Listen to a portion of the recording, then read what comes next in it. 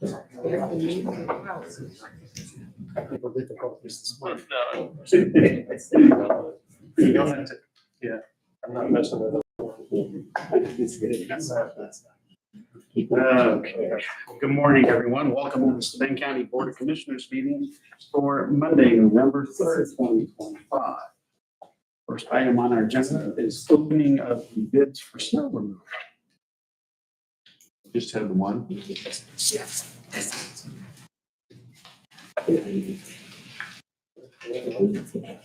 an earthwork.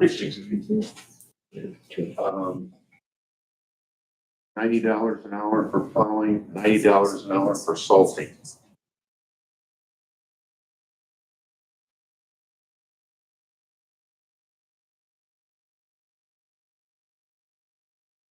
Using salt that's supplied by the company.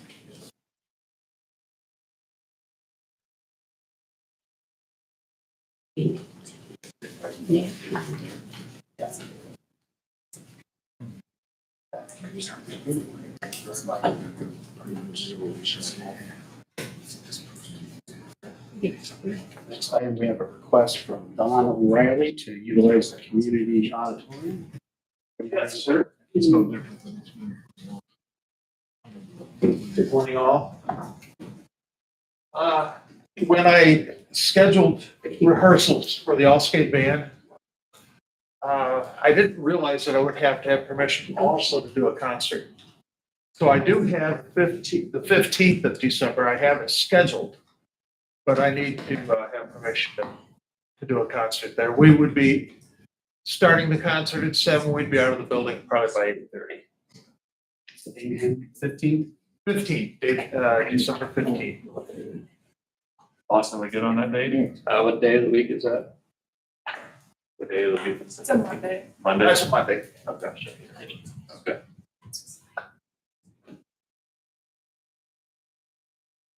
Free event to the community. Awesome. They're free to give us any money they want to. Fair enough. I will move to approve. Any discussion? None, all in favor, signify with aye. Aye. Very good, sir. Thank you. Thank you. And, because I knew you guys would okay that.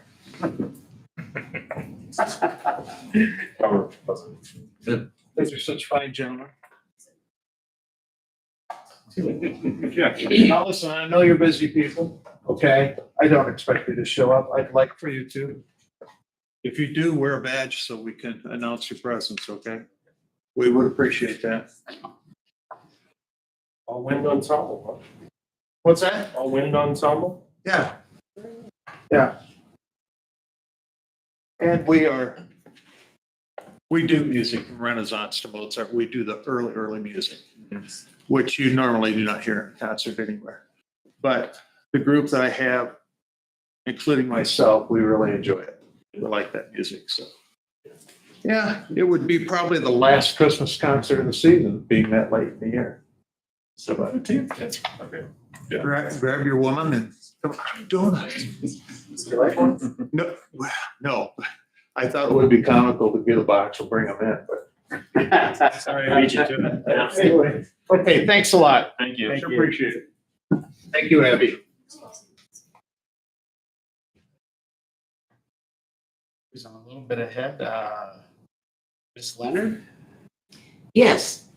Hi, Morning. I want to introduce Jerry Guy, who's the president of Wildwood Neighborhood Association.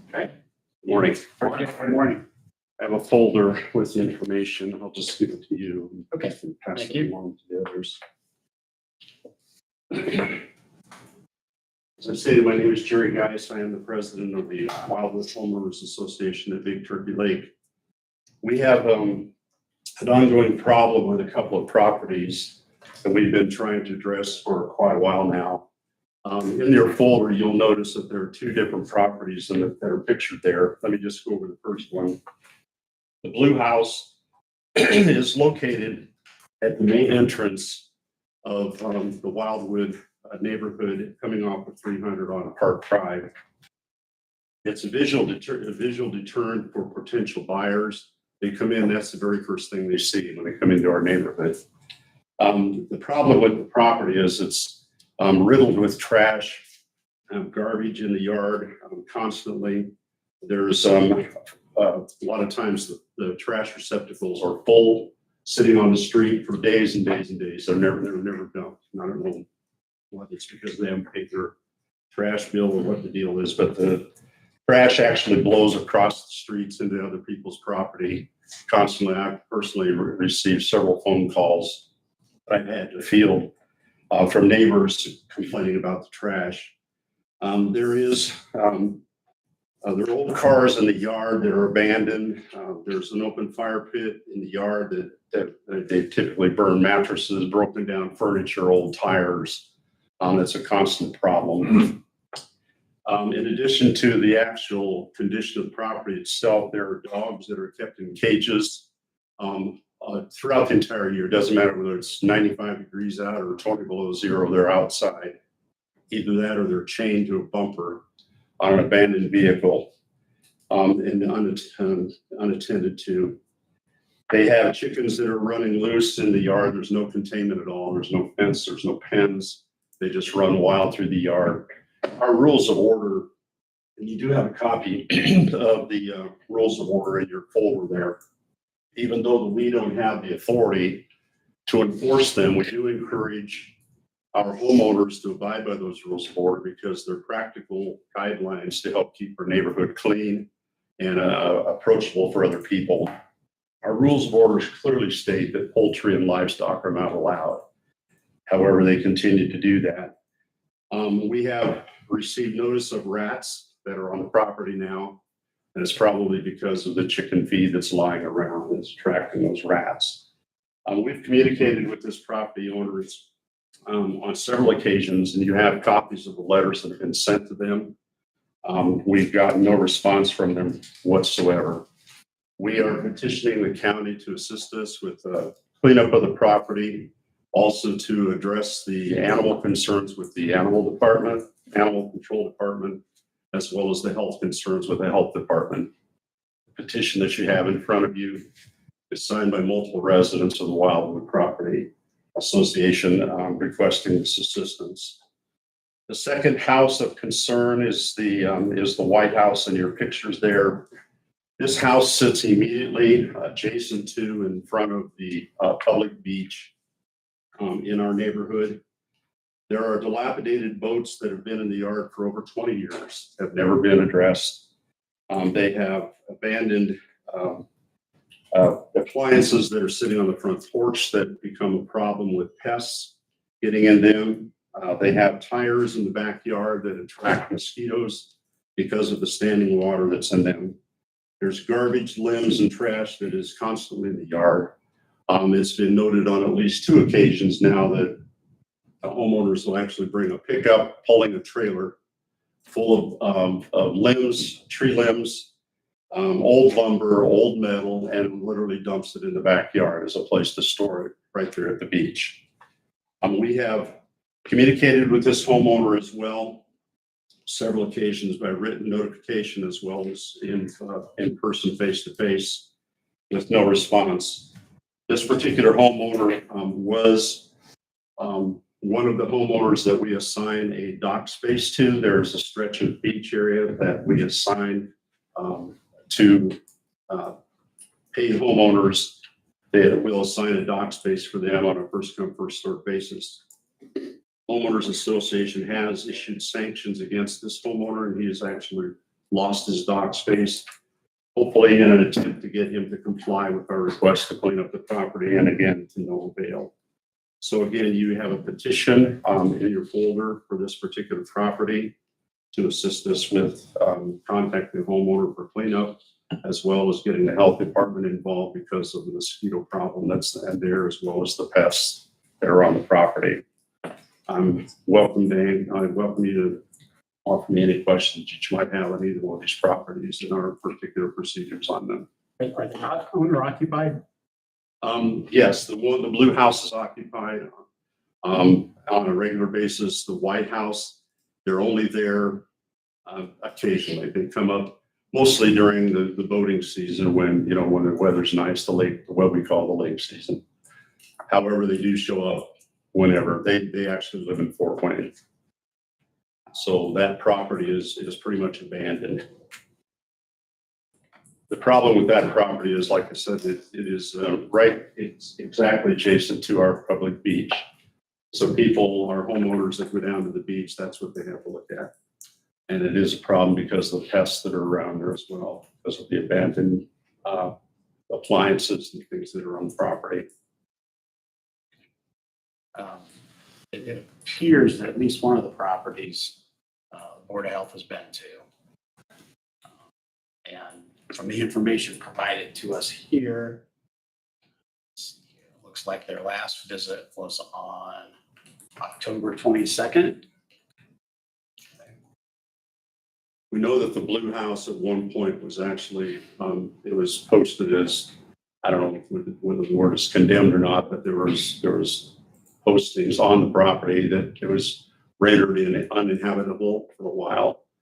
Whatever changes were necessary, evidently the homeowners made those changes because they tore the stickers off and moved back in. So they currently are residing there. And it's scheduled for basically a 30-day follow-up on November 25th to review. Okay. I assume that we're in contact with the owners of that particular property and. The Blue House, yes. Yes, the Blue House, okay. Also, have you been in touch with the plan department? No, this is the first time we've come to the county. Yeah, that was gonna be my next. Oh, I'm sorry. Yeah. No, you're fine. Thank you. I guess what we'll do is it appears that the Board of Health is doing what's within their jurisdiction. We'll use that word. I understand that the county's direction for livestock and poultry and things like that has changed recently. Is that correct? Sorry, say that again. Has the poultry changed?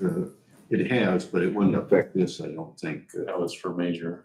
That's for major. Okay. Like I said, our rules of order are a set of guidelines that the homeowners association has established. We've been using those guidelines for many, many years. We don't have the legal authority to enforce those guidelines because we are an HOA that was established back in 1961, I believe it was. We do encourage people to follow those rules of order because they make practical sense. They do protect other properties around there. However, when a person blatantly violates them, as the Blue House is doing with poultry running around in the yard, it's difficult for us to deal with that because we don't have the legal authority to make them move their poultry out of there. So There was one.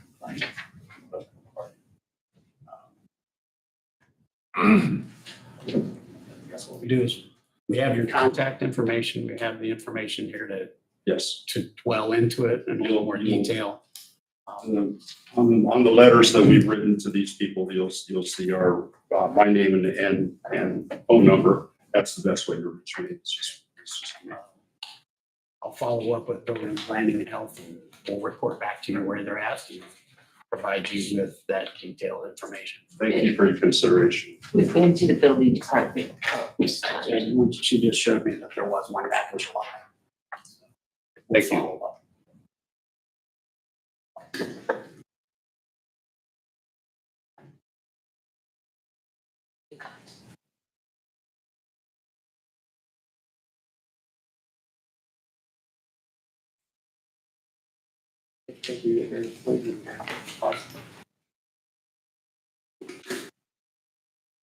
Morning, everyone. Hope you had a good weekend. Got two items today. The first one being for our fire alarm control panel for the community center. There is a power supply board that is bad and needs to be replaced. I have the cost in front of you. $1,688.74. This panel talks to all of our smoke detectors in the building and in the ventilation. Ultimately keeps the community safe. And toilets. We have left. This in the 435, there should be money to cover this. That's the the line for the community center upgrades.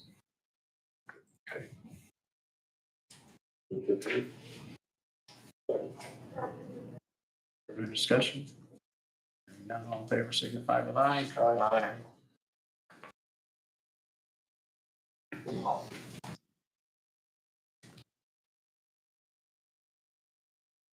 Next item is for additional work to our boiler number 2 to the community center.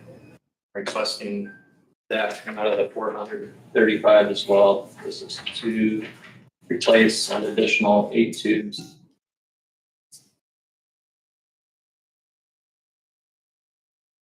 Those are the ones that were identified after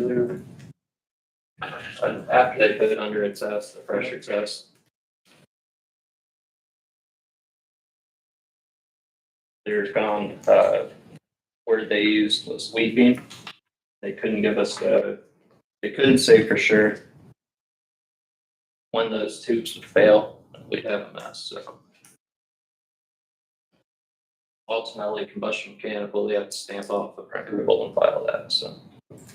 That's like. Yeah. Trying to budget for part of it and split it into 2 years. Yeah. For next year, I don't remember what the. The guy from Delta TS proposal that it kind of floated my way, a different avenue to go. So we can discuss it sometime. I don't know if right now is appropriate, but See what the budget looks like next year. yeah. They said they'd be more than happy to sit down with everybody and discuss options, so. Very good. All in favor signify with aye. Thank you. Yeah, thank you. Morning, Chair. Good morning. Morning, Auditor. Well, believe it or not, one and only purchase on here this morning, thank the heavens. Some days I do get blessed. And you as well. We have 2 cameras in our intake area, which are very important. They're eyeball cameras. They record when someone comes in for a testing, and also our general intake. 2 of them were not replaced when we did the whole facility a year and a half ago, because we were told at the time, and I'm not afraid to say this, that they would be fine. However, they are not.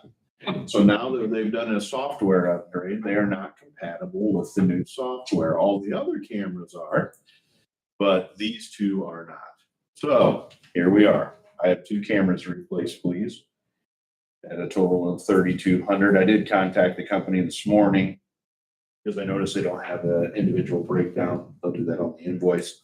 The cameras themselves are approximately $1,000 a piece. Those are those eyeball 360 audio video ability. So I am also not asking if this come out of my maintenance budget, because we are running on what we believe to be what we need for the end of the year. This is coming out of the misdemeanor fund, which we get every year to the tune of approximately $21,000 from the state for holding all my misdemeanor inmates.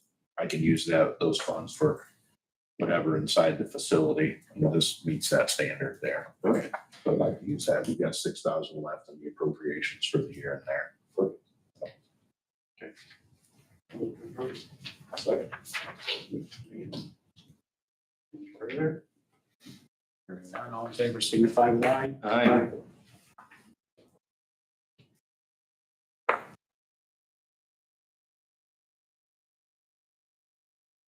Second point, love the discussion. I just threw a number on there for individual items purchased. Completely, I know, Commissioner, you mentioned at the last meeting, 13, 15, anything within that ballpark. We just kind of looked at, summed up what those individual costs tend to run, and they're anywhere between 3 and I think we would save at least a half a dozen trips over for general use, already budgeted line item. So I'm comfortable with whatever. I just appreciate the opportunity to raise that. It just seems that he makes a lot of trips over here. Yeah, for budget or items that For are. items that are already budgeted that Yep. are saving time. That's all. You are pretty, from the other entities I represent, your threshold's lower than any. Very. We're trying to change that. Yeah, thank you. So, well, I'm not saying that's bad. I'm just, no, and I don't mind coming over to put the point on as well. I really don't. It would just budget. 2,500. I think there's a special form that Kelly has where we officially approve that. 2,000 to 3,000. 3,000 is. That's generally, that's where I got the number. I made a few phone calls and asked. what We've separated out Austin. Is. So that's 2,500. 2,500. Yeah. We're split What an auction, you're the auctioneer. Yeah, split it between the 25 and 3 and go 2750. So I would just go 3 then. That's what I would. So. I would say 3. 3. Yeah, okay, with you want to get that written up for us? We'll have to do it for our next meeting in motion. There's a form that we go to. Understood. Thank you. Yeah. It sure helps. All right. Thanks, Sheriff. Thank you. Thank you. Thank you. All right, Nikki, good morning. Again.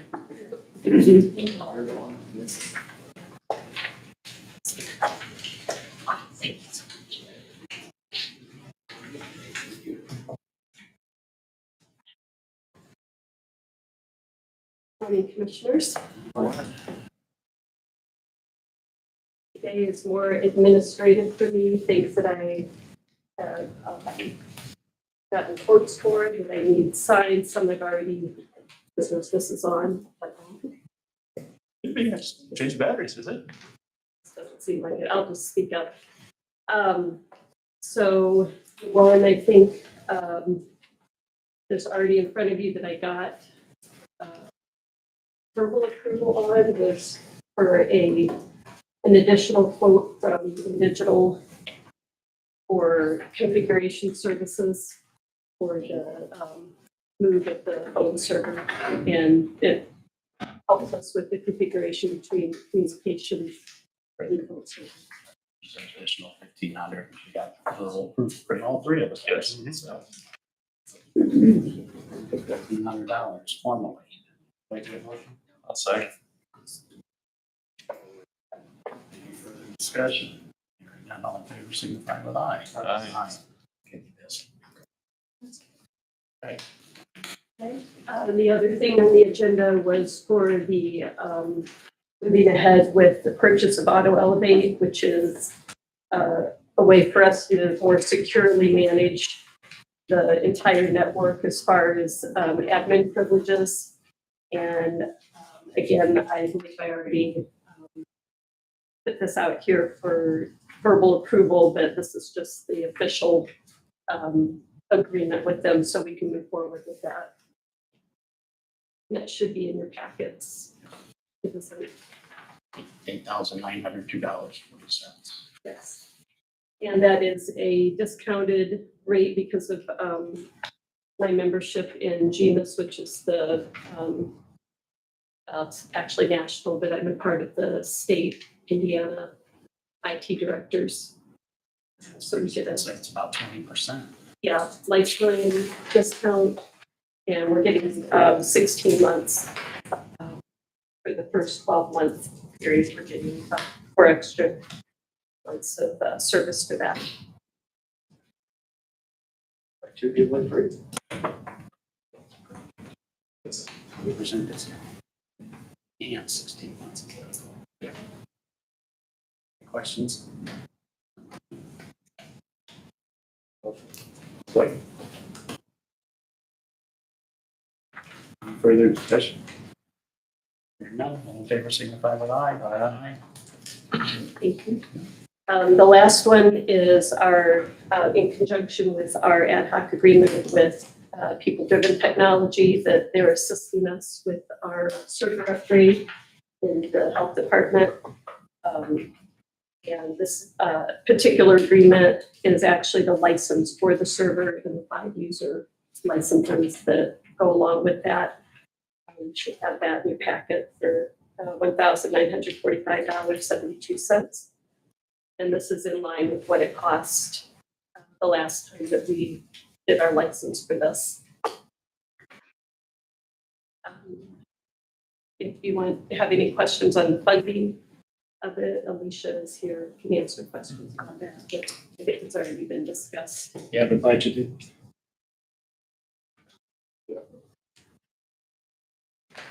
Move to approve. Further discussion? None, favor signify by aye. If we want to get some extra, let's see what this looks like.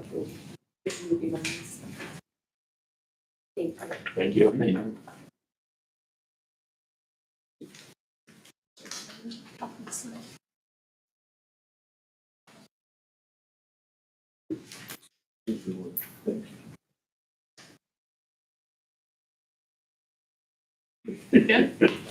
Is that all of it? Okay. No, it was just Is one. that what-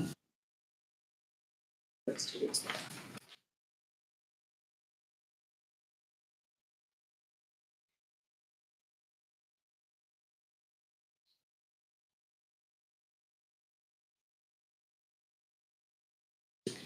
Says 2022 on that server. Is that the actual? That's the latest version. Is there a difference? To me back.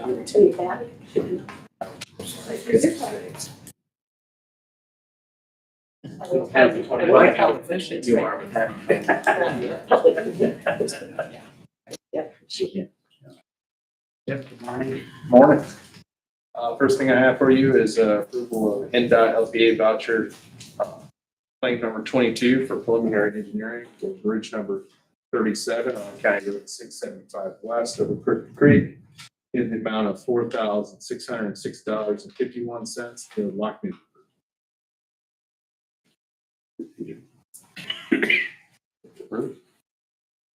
Second.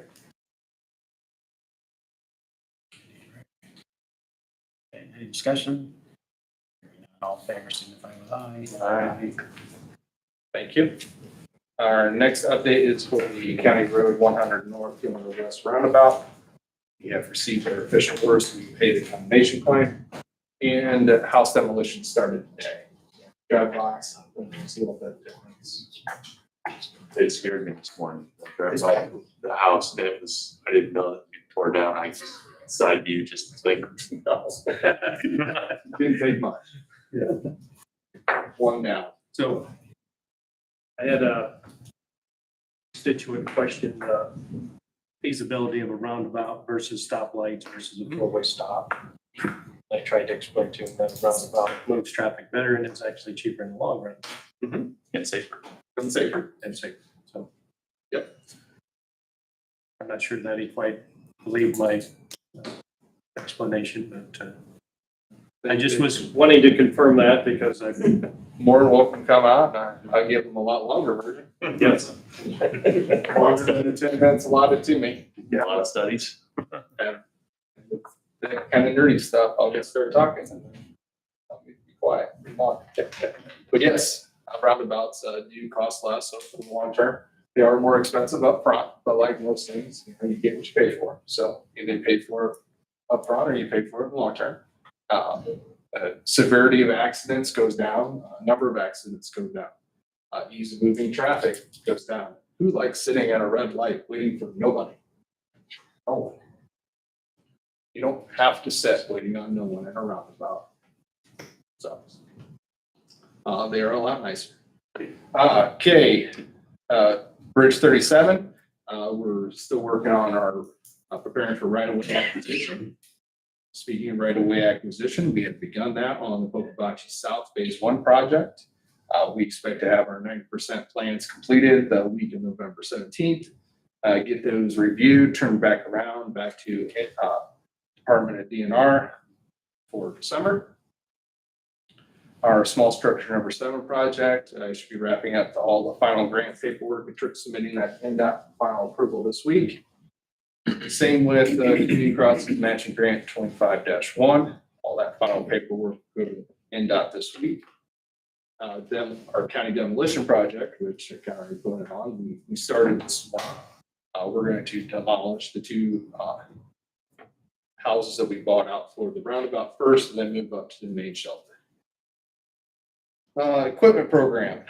So with the approval of the 2026 budget, we would like permission to purchase a 4 cubic yard Komatsu payloader on a 5-year lease to own program out of our 2026 budget line item. We had budgeted for that as part of our equipment program, and the purchase, the build out of the tandem axle dump truck that we have purchased for Kalida in the amount of $167,500.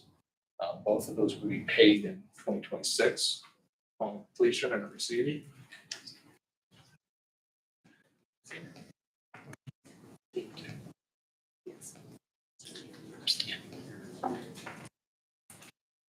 No, they're waiting.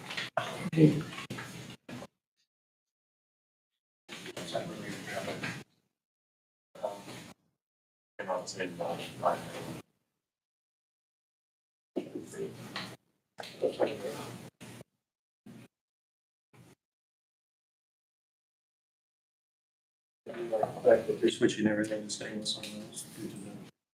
Yep. Using more. Any further discussion? Hearing none, all in favor, signify with aye. Thank you. I'll get those letters headed out this week. Also, we will be found a good opportunity for us to rent a pre-treat unit. So it's a slide-in unit, goes in the back of the single axle. So we'll be able to spray liquid before winter events. Spraying, pre-treating before winter events leads to us being able to use less calcium chloride on the road, using less rock salt on the road, keeping the roads in better condition, delaying that degradation during the storm event, which reduces accidents, reduces the amount of time you have to be out there cleaning them up, saves money. So we're going to rent a unit to practice putting in a pre-treated portion into our winter operations toolkit. At the end of the season, if we decide we like the unit, we have the option to turn our rental, 100% of the rental fee towards the cost of the unit. But we wanted to rent it first, that way we make sure we like the unit and does everything it says it does. So that's just kind of informational. We have the money to rent.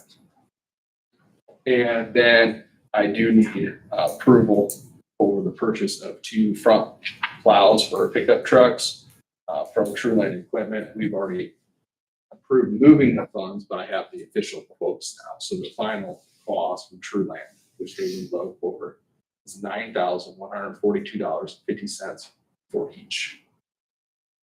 I have those funds available on this year's.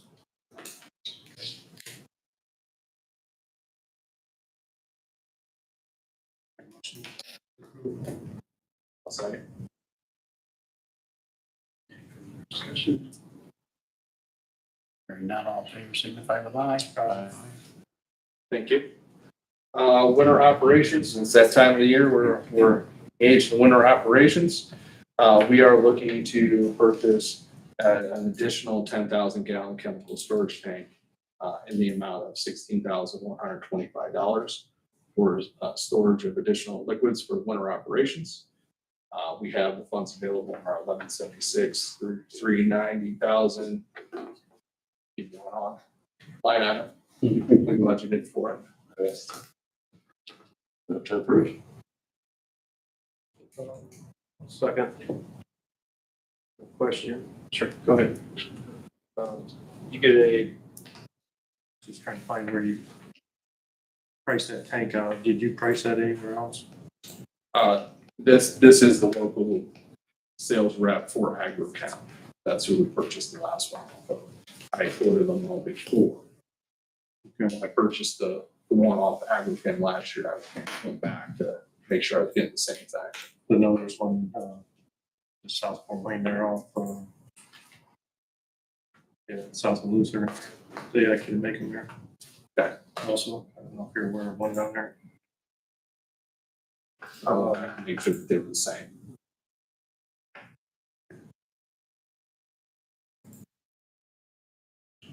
Further? Nope.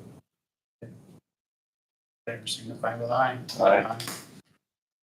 All right, and another thing that I don't have wrote down here, but came up this past week, was working with, Mr. Greenemeyer and the sheriff, and Mr. Greenemeyer had a great idea. He had brought up the idea of, the three of us getting together and going on a WLKI or going to talk to somebody else, get some stuff out to the public about winter operations. Here I am pitching Mr. Greenemeyer's idea. Approval for the three of us to go talk to the public about winter operations and what to expect. Snow nights. It's a great idea. I like it. Make him talk. The questions for WLKI will be which one of those two? It's how long the segment is. Yes. I keep it short. I'm afraid you're gonna talk, Jim. I keep it short. Yes.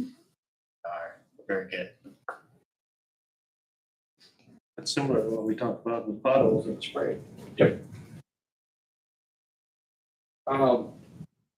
So the 2026 Community Crossings Matching Grant has been submitted. Thanks to the auditor's office for their help getting me some stuff so I can get that finalized. Our guardrail weed spraying program, that contract has been extended and taken care of. Need to get with Mr. Stuckey. We're working on a draft agreement for miscellaneous project 2025-1. Our countywide bridge inspection for cycle years 2021 through 2025 has been completed. So we inspect all of our bridges every 24 months, and we have a couple of select bridges that are on a 12-month cycle. So through our first round of this inspection, we only had one critical finding, which is a major issue that needs to be replaced, taken care of in 30 days. We kept one. It was a signage issue, and we had it done in less than 40 hours. So that's good news. Then you guys had approved us seeking contracting for CDL training for an employee. So we found a vendor in Fort Wayne. We were working through a potential contract with them, and just kind of out of the blue, they kind of said, well, we're looking at, we budgeted roughly $10,000 for sending one person to Fort Wayne for training. And they said they had just started a program where they come to us for municipalities and they would do training in-house. Obviously, they're in more than one person, so we kind of talked through things and ideally what would be the best bang for the buck. And they brought up 6 employees. So we went through the steps to make sure we were doing the best we can with our taxpayer money. Ended up being that they could offer us a contract to train 6 employees at our shop, on our schedule, for $15,060, which is a lot more. You can not afford that. Sending one employee to Fort Wayne on their schedule for 3 weeks for close to $10,000. So I asked around to see if we could get 6 employees, and I do have 6 employees who would benefit from having a Class A or Class A without restrictions. I do have the ability to fund it. I would have to move a little bit of money. But could fund it. It would be a better use. So doing my due diligence, coming to see if you guys, when we first do this, you guys want to just take care of one employee. All 6 employees would have to sign contracts. So if you don't get 6 employees, so you only get 5 or 4. I think 5 would still be pretty much the same deal. They would just take off. If I only have 4, it would be the same deal. But I did walk around and I made sure I had 5 employees. Yeah, 2 you pay that money. Yeah. Oh, yes. Yeah, I saw the deal. I was like, I have to come out. Sure.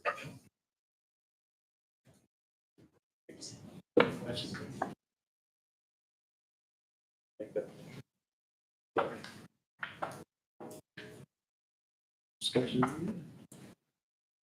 Okay, just signify with aye. Aye. Thank you. Thank you. That was I'll good. get the contracts ready for the next meeting. We have an agreement with Angola Parks Department. Angola Parks Department does the mowing and Okabachi North stretch, so from the city limits up to the state park. There's another agreement there that the Garden Club of Steuben County maintains landscaping. Free of charge, and all the labor they do for free. And we purchase any mulch that they need. They have a need for water at the North Trailhead. The park, Angola Street Department, Water Department's willing to split the cost with us to put in water at that trailhead. Our portion would be $10,000, the estimated portion. Getting over my agreement now, I'm looking at you guys, if you guys are okay with me going in, setting $10,000 aside to work with the Angola Water Department to put water at the North Trailhead. So is that just gonna be for usage to water Yes, vegetation, or are they gonna put in actually water there? I think it's just so that they can put water there. We were all in conversations about water for watering, landscaping, and taking care of that kind of stuff. Instead of them having to bring in water and try to water the plants. There was no conversation about putting water fountains in. But it would open that possibility in the future. Yeah, it would probably. Carry a lot of water. Hmm? Can carry a lot of water for 10 grand.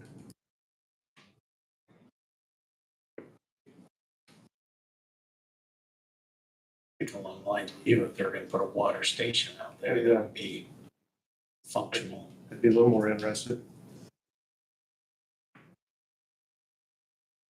I'll go back to them and see if they'd be interested in that. Yeah. I can go back to it.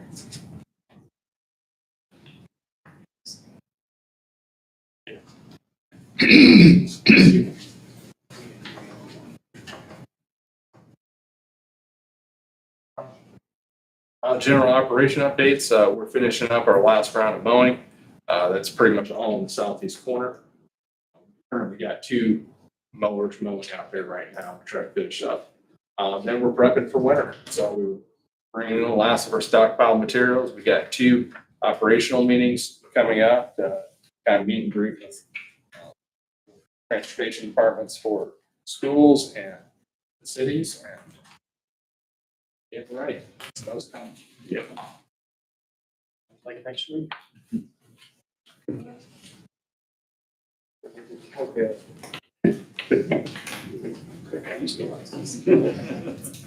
What my forecast? Anything else? Chip, thank you. All right, thank you. That's it.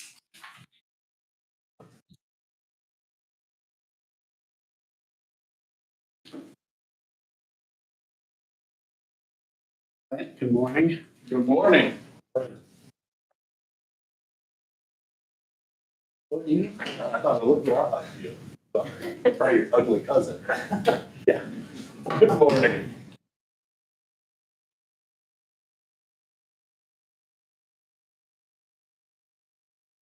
Okay, so a question, what am I on for? That's floodplain stuff? Floodplain stuff. Yeah. Abby, I like your hair. I didn't even recognize you. We were watching a video upstairs. See what time was our time? I thought, well, Abby must not be here today. Looking good. Here to answer any questions. Yeah, we have had a couple update meetings during, I don't know if you're aware, we met with Rod. Rod gave an update. Hackenberger? Yeah. I And I've know, got copies that you guys needed. I don't know what you have. I know there was some question, he reached out to me and, I'm sure he was gonna follow up with you guys, and then just pointed me in your direction. Yeah, yeah, the last little, took some nice notes. Yeah. Biggest thing is where that's going and, how that's gonna affect us as a county and the state with that flood insurance. Yeah, I mean, we've met on it. We met on it a bunch of times. We got the summary. I can out. I brought a couple extra copies. I talked to Lee Greenemeyer on Thursday, Friday. He thinks we're fine. It's gonna be like 17 months, so that would have any effect on him whatsoever. If you look at the last statement, one of the last statements Rod made it here as far as it goes to our multi-hazard mitigation plan. That grant's already been approved. The process has started. It's gonna get up and running in December. It's gonna be February, said before it really gets kicking off, and then it's usually 12 months after that until something's done. So as far as having any effect whatsoever on the multi-hazard mitigation plan, at least for now, it's like we're fine. Yes, there are insurance implications. We do have an insurance member on our board. He says we can get it locally. This is one of those things where we've been dealing back and forth with the state at least since 2002. And we call them and ask for questions. It's radio silence. It's crickets. They get a burr under their saddle. Anyway, they call us and they complain and they yell and scream. They're accusing us of being the last ones in the state that haven't adopted or updated their ordinance. Whereas in fact, I just talked to Brent Scholl on Friday and gentleman from Matt, I believe his name was. He was the one that was there as the shining beacon of how we should be doing things. And I said, well, when did you adopt yours? He said, we haven't updated ours yet either. So this whole, we're the last ones in the States, it's a farce. Thirdly, lastly, again, I don't know what you actually want me to go into here. We actually turned it over. We had Brandon Almas from Barrett McNagny, who's working on part of our ordinance update plan right now. He updated the state model floodplain ordinance. He made it more than us, tried to give us some carve out, some of the stuff with the docks, the seawalls and beaches. That was submitted to the state and forwarded to the feds on the 23rd. I'm assuming with the government being shut down, we're not going to hear anything on it. I don't know if they have one of those where they have important staff and unimportant staff, whatever on docket, but apparently since we have heard nothing from them, we're not critical at this point in time. So if the government's shut down, I doubt we'll hear anything for a couple of months, because even when they get up and running, I doubt they even have these floodplain ones. Let's put it to the top of the list. Maybe, but unlikely. So that's where we're at. We've done everything and submitted everything on our side. I've had direction from my board. They're not real happy with the state either in the way we've been treated on this matter. I know Austin has been asking these questions and they keep coming back to us, and Austin said, you will not answer our questions. So how can we move forward if we don't have all the information we need? And he had some very specific pointed questions that I think need to be answered by the state before we move forward. But, we're doing what we can do at this point. If you have any other specific follow-up questions, like I have a little bit of info in front of me, but not a lot. Other than my memory, which on a Monday morning at 9:40 isn't the greatest, but I'll do my best. Yeah. What's that? Good morning. Thank you. This is good work. No, that's, there was just some concerns and I thought There are some legit talk about concerns, public. like the stuff I've seen on here, whereas there's, it goes beyond flood insurance. So if somebody is in the flood control area and there is a tornado, we might miss out on some disaster listings for something like that. What I will say on the floodplain side, we've had our community action visits. Other than docks and seawalls and stuff that our books that specifically do not regulate, we don't have any outstanding violations other than not having the most recent copy of the floodplain ordinance adopted. And I think the way we're sitting right now is we're waiting for the feds and the state to come back, and then they'll go in front of my board if they request any changes, and then they'll come back in front of you. If the state and feds don't do anything, I think we're ready to roll, right? If I'm not mistaken. So it has been approved and authorized, and it's where it needs to be. So you may or may not see the next couple of months, depending on the government and what they decide to do with it. Super. Thanks for the update. Yeah, that's what I do. It's what I'm best at. Thanks for having me. Anything else, let me know. I'll be up after the meeting. All right. Yeah, sounds good.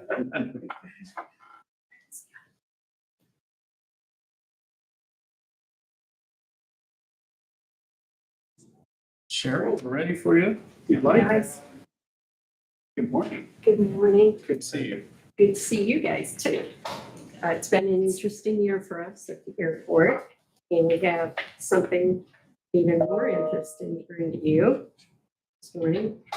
I'm not sure that my whole team is here, but I know the first presenter for you is. We want to discuss with you a situation that we've been working on for about a year. I think it's been about a year.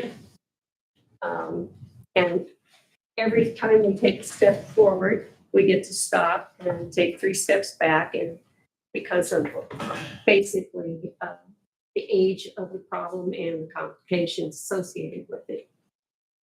All of this conversation, all multiple parts of it, have to do with the TSA partnership group and the hangars out at the airport. There are 42 hangars out there, and they are owned, the hangars themselves are owned by the partnership. The land and the lease, of course, belongs to the county, to the airport. We manage that. I believe the original agreement we had revolved around the T hangars happened in about the 1980 circa. In any case, you may recall a couple of years ago, we had some major changes at the airport with the passing of Randy. And in the last 2 years, we've worked really hard to maintain and continue building the rapport Randy had started with us. The board makeup, we have 2 board members who are owners of the T hangars. In all of our dealings with the partnership group, those 2 guys have not voted on anything due to possible conflict of interest type adventures. So we've been very cognizant, very transparent. The issues at hand today are basically multiple. And Jonathan Kress, our airport attorney, is going to talk to you about the first aspect of it, which are the leases themselves, as well as some financial issues relative to the FAA and their contribution to pavement repairs and replacements, and also the agreements themselves with regard to maintenance fees. With my comment or my contribution to this is I'm going to provide you with color commentary, so to speak, with regard to how things have been done in the past and why you are hearing this information.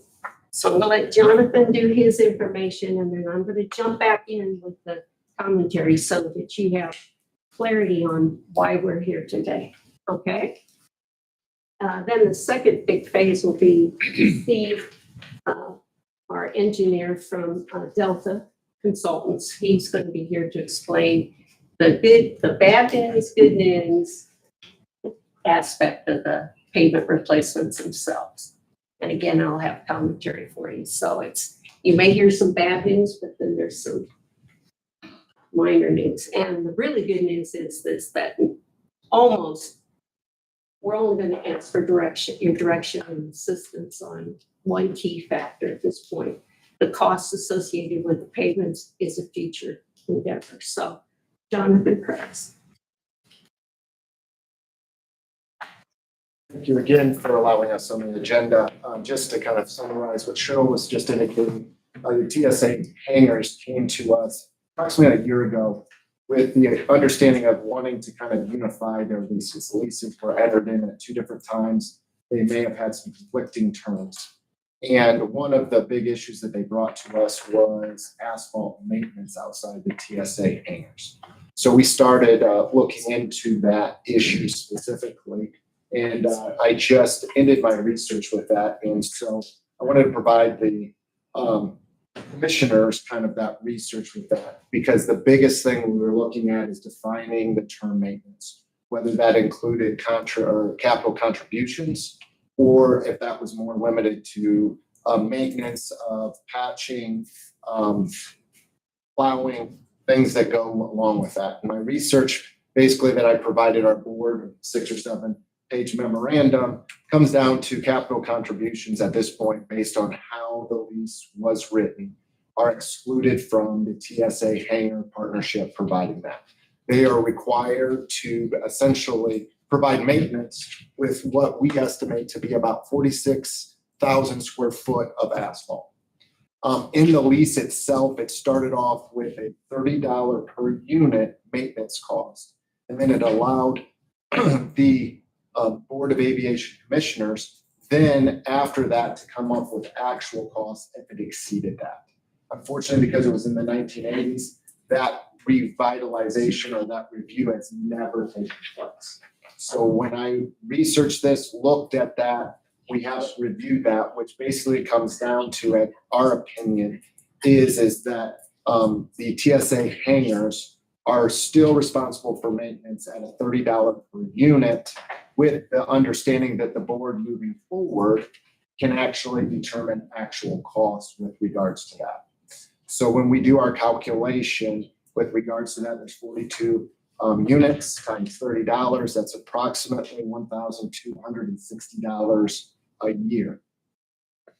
Under Indiana law, we can only go back 10 years to claim those rights. So even though this is back to the 1980s, Indiana law is just going to allow us to basically recoup 10 years worth of that cost.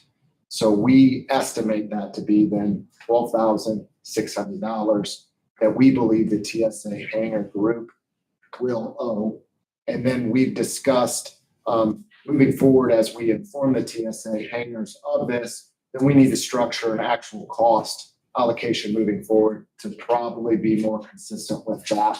And so that's the structure we'll recommend that the Board of Commissioners and TSA hangars work, so it's transparent, so they actually know exactly what those estimated costs are. We do have an asphalt maintenance plan that's put together by the FAA, so that should assist us with that. And I was basically given the task of, one, our capital improvements included in the maintenance definition, and based on Indiana law, I do not believe so. And then two, what can we recoup with regards to that? Knowing that ultimately the Board of Aviation serves at the commissioners, and the commissioners serve at their residence of Steuben County, and that's where that money comes from. So I don't know if any of the commissioners have any questions with regards to my analysis or anything related to that.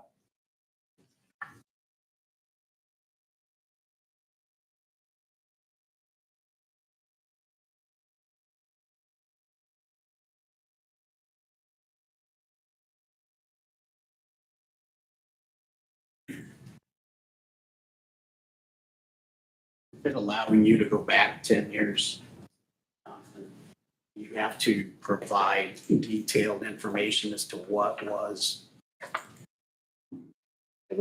like to cost was to maintain that then. Yes, and that's kind of the rub right at the moment.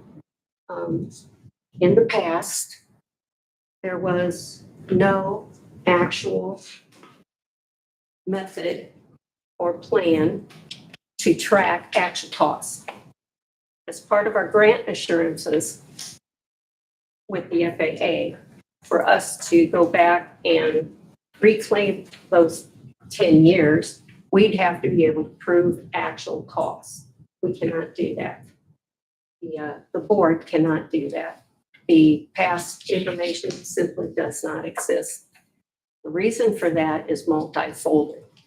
And I'd like to point out as well as I can that going forward, we would obviously be able to sit down with Steve, the FAA, our airport manager, our attorney, and even the TSA group to establish an understanding of how those costs going forward are going to be tracked, monitored, documented, and charged.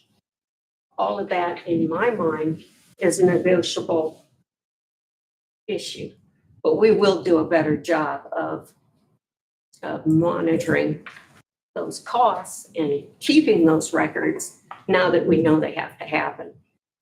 Because this lease is, these agreements are from like 1980, the current board never went back and thought, wow, we should review all this document after document after document.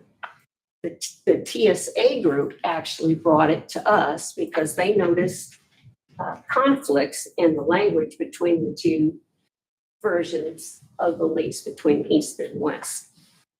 So it was kind of an act of kindness, and you know what they say about those, no act of kindness goes unpunished. So they brought it to us, and then we've been dealing together. We've been working on this for just about a year. The reason that things weren't documented in the past was because the airport, while managed with good intentions and with the best interest of the airport in mind, and I do believe that's true through all history, it never really was run like a business or documented like a business. Many people out at the TSA, members of the TSA group, as well as other pilots, have, in the case of, like, for instance, snow plowing, they brought their own equipment out and helped the airport plow around the T hangars when we didn't have the right equipment to do it ourselves. They've also provided manpower through the years. They contribute to the weed killing. You know, I mean, the owners take a great deal of pride in the facility. And so there was always this mutual attempt to help each other keep the airport running. Those kind of things are going to stop as well because of the new fence. People are not going to be allowed to just bring their own truck out and plow around the buildings or do this or that or use the airport's equipment. We've got a chance to really change how things are done. But in the past, we could use all the help we could get and we graciously accepted it. So, I mean, it was part of the culture. I would say that when we needed something, we called the guys who needed to be there. Now, Jonathan has done an excellent job of keeping this board, clear on what we need to do. And we appreciate that greatly because we want to be transparent at the airport, and I think we have been. Clearly, we want to be good keepers and stewards of the airport, as well as being very conscientious of the cost to the taxpayers. This is all very important to us. And, you know, the owners are taxpayers too. So they have a significant interest. I don't have a dog in the fight. Two other members of the board don't have a dog in the, we don't own hangars. So we're more interested in, we have nothing to gain or lose. What we really need is a direction from the commissioners. How would you like us to proceed with getting the old business behind us so we can move forward with it? Just to elaborate that, I believe based on my legal opinion is that we're entitled to a minimum of $30 per unit a year. But if we believe that cost exceeds that amount, then we would have to prove actual cost.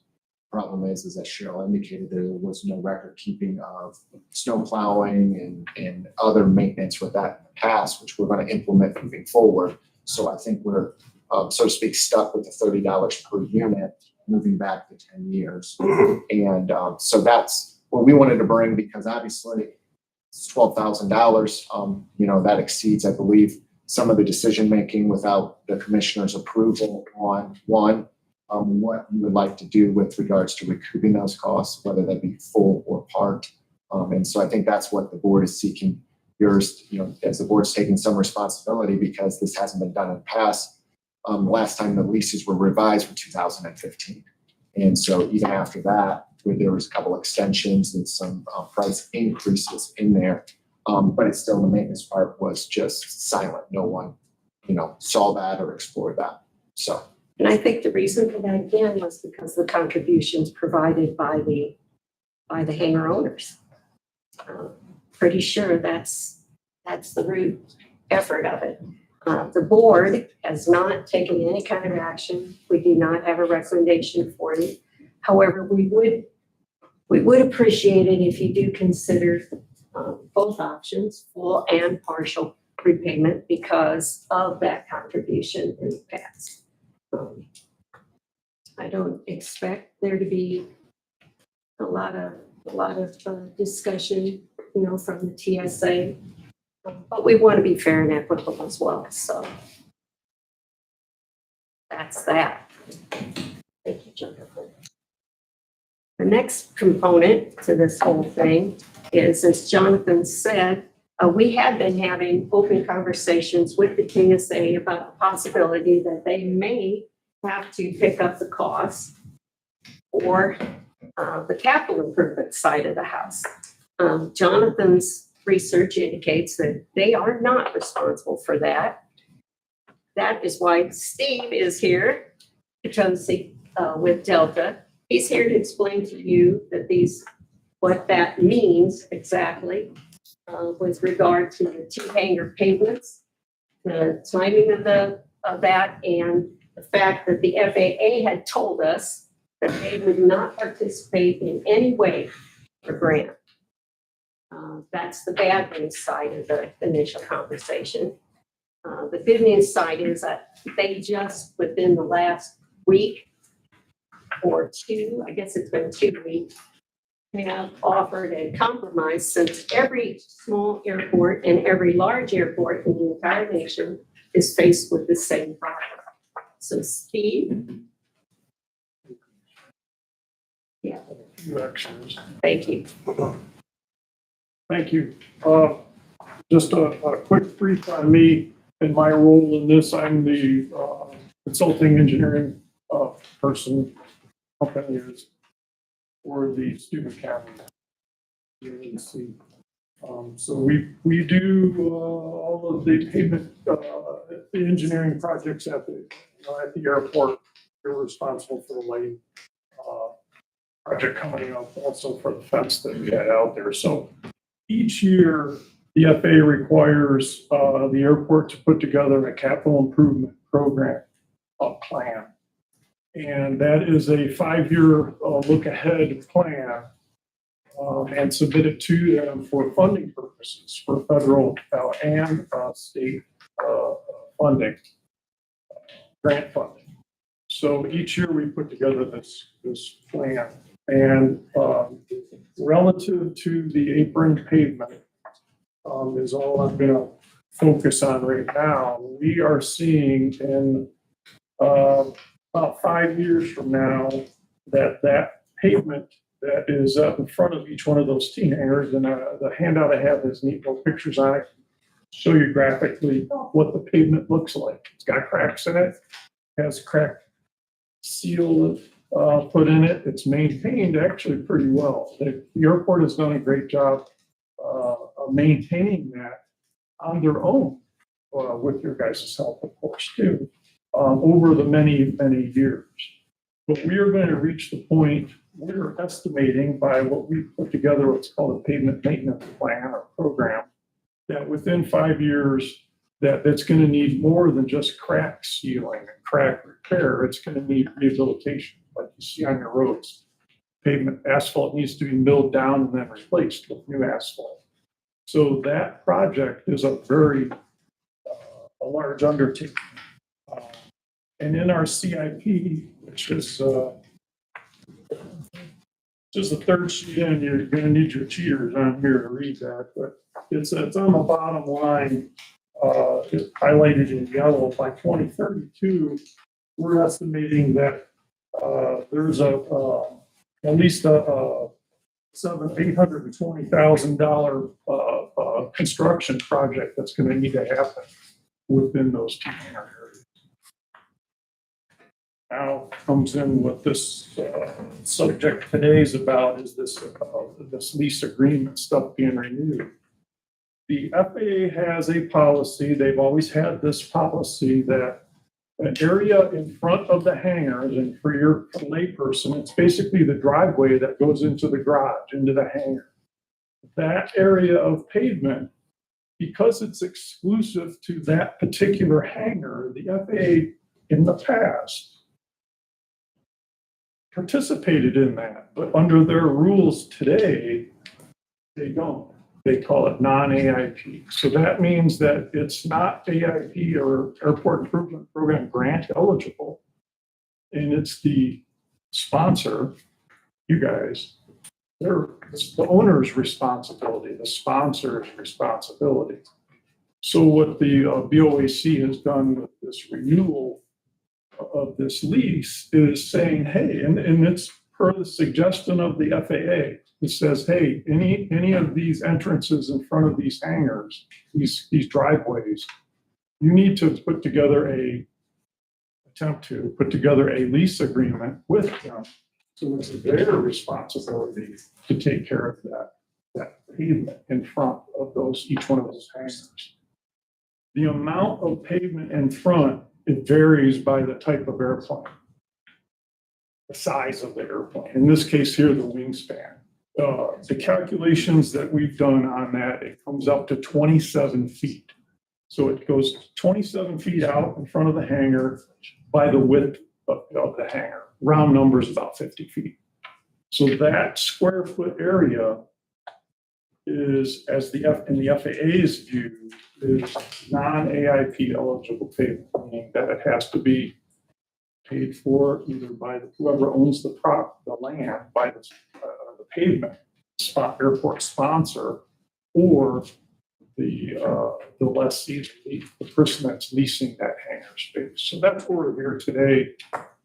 Just trying to point it out to you guys that we have a project coming here that's a sizable amount. If you look on my table on here, we're estimating just that alone, that pavement multiplied by all the front of those hangars, it comes to that's bad right now, about $260,000. So and that's why we're here today, to try to find ways to keep an eye on that, because we need to offset that. One of the ways you prolong that happening of rehabbing the pavement is you continue doing what you're doing out at the airport in the pictures here. Keep sealing the cracks, keep repairing if there's any cracks in there. That will prolong the life of that pavement. And that's what our hope is to do, to continue to do, is to keep pushing that further out. The state of Indiana, we just attended their annual conference, and I have some back pages here that are actually just excerpts taken slides. It's that fresh, if you will. This year, under the state of Indiana's program, they're offering a state, they call it state/local. What that means is the state is going to pick up 75% of the cost for a maintenance project, and the local share of that would be 25%. And it includes those non-AIP areas. That's one of the big keys, really, why I'm here today, to point that out. That 25% share is again, it's not as big as the other numbers, but it's a lot less to keep maintaining it. It includes, this state local program includes the rehab work. It would include that type of, if we ever get to that, and the program still exists. So I wanted to bring that up to you guys, that there is a grant mechanism out there. Now, this is a competitive grant, so we are going to, I'm going to recommend that the board applies for this grant coming up this year to help offset the maintenance costs, to do that crack seal, to do the markings, to prolong that life, of that pavement, to try to push it further out. So we could put off rehabilitating it. And we wanted to point out that there will be a 25% local share component. That's where Jonathan comes into play, as he's trying to work out something with.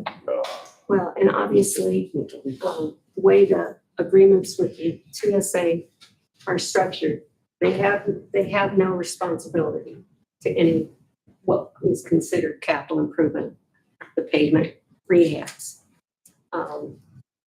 That being said, I'm very grateful that that NDOT Aviation is willing to pick up to help us Clearly, every airport in Indiana, as well as across the nation, that has private owners, these sort of things, we're not alone, are we? They're facing the same thing. We wanted to bring it to you early. We believe that the actual rehab is years down the road. But if we know about it, and the numbers he's provided are future numbers as we see it, but of course, everything is uncertain when it comes to pavement costs. Petroleum costs are volatile. One year we see good prices, the next year we don't.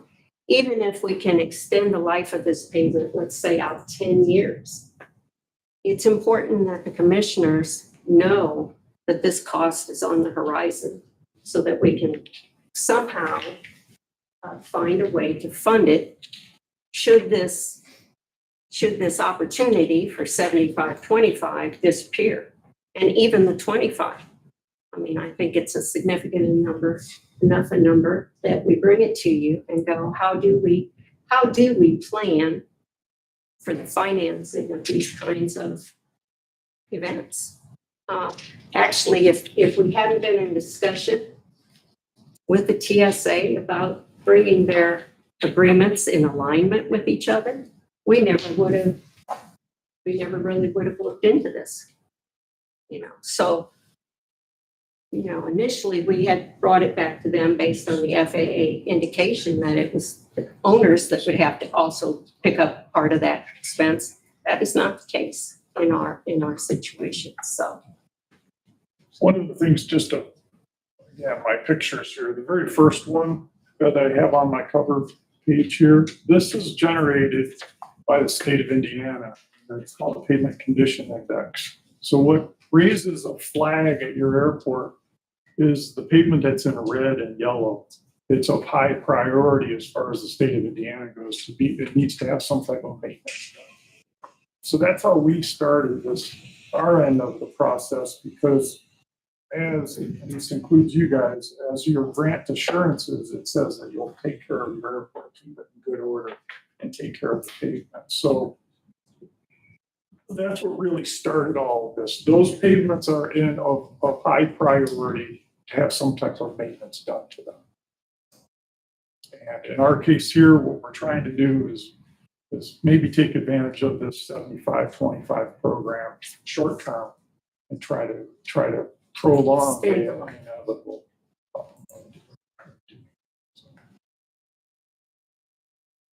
So that's the situation. Thoughts, questions?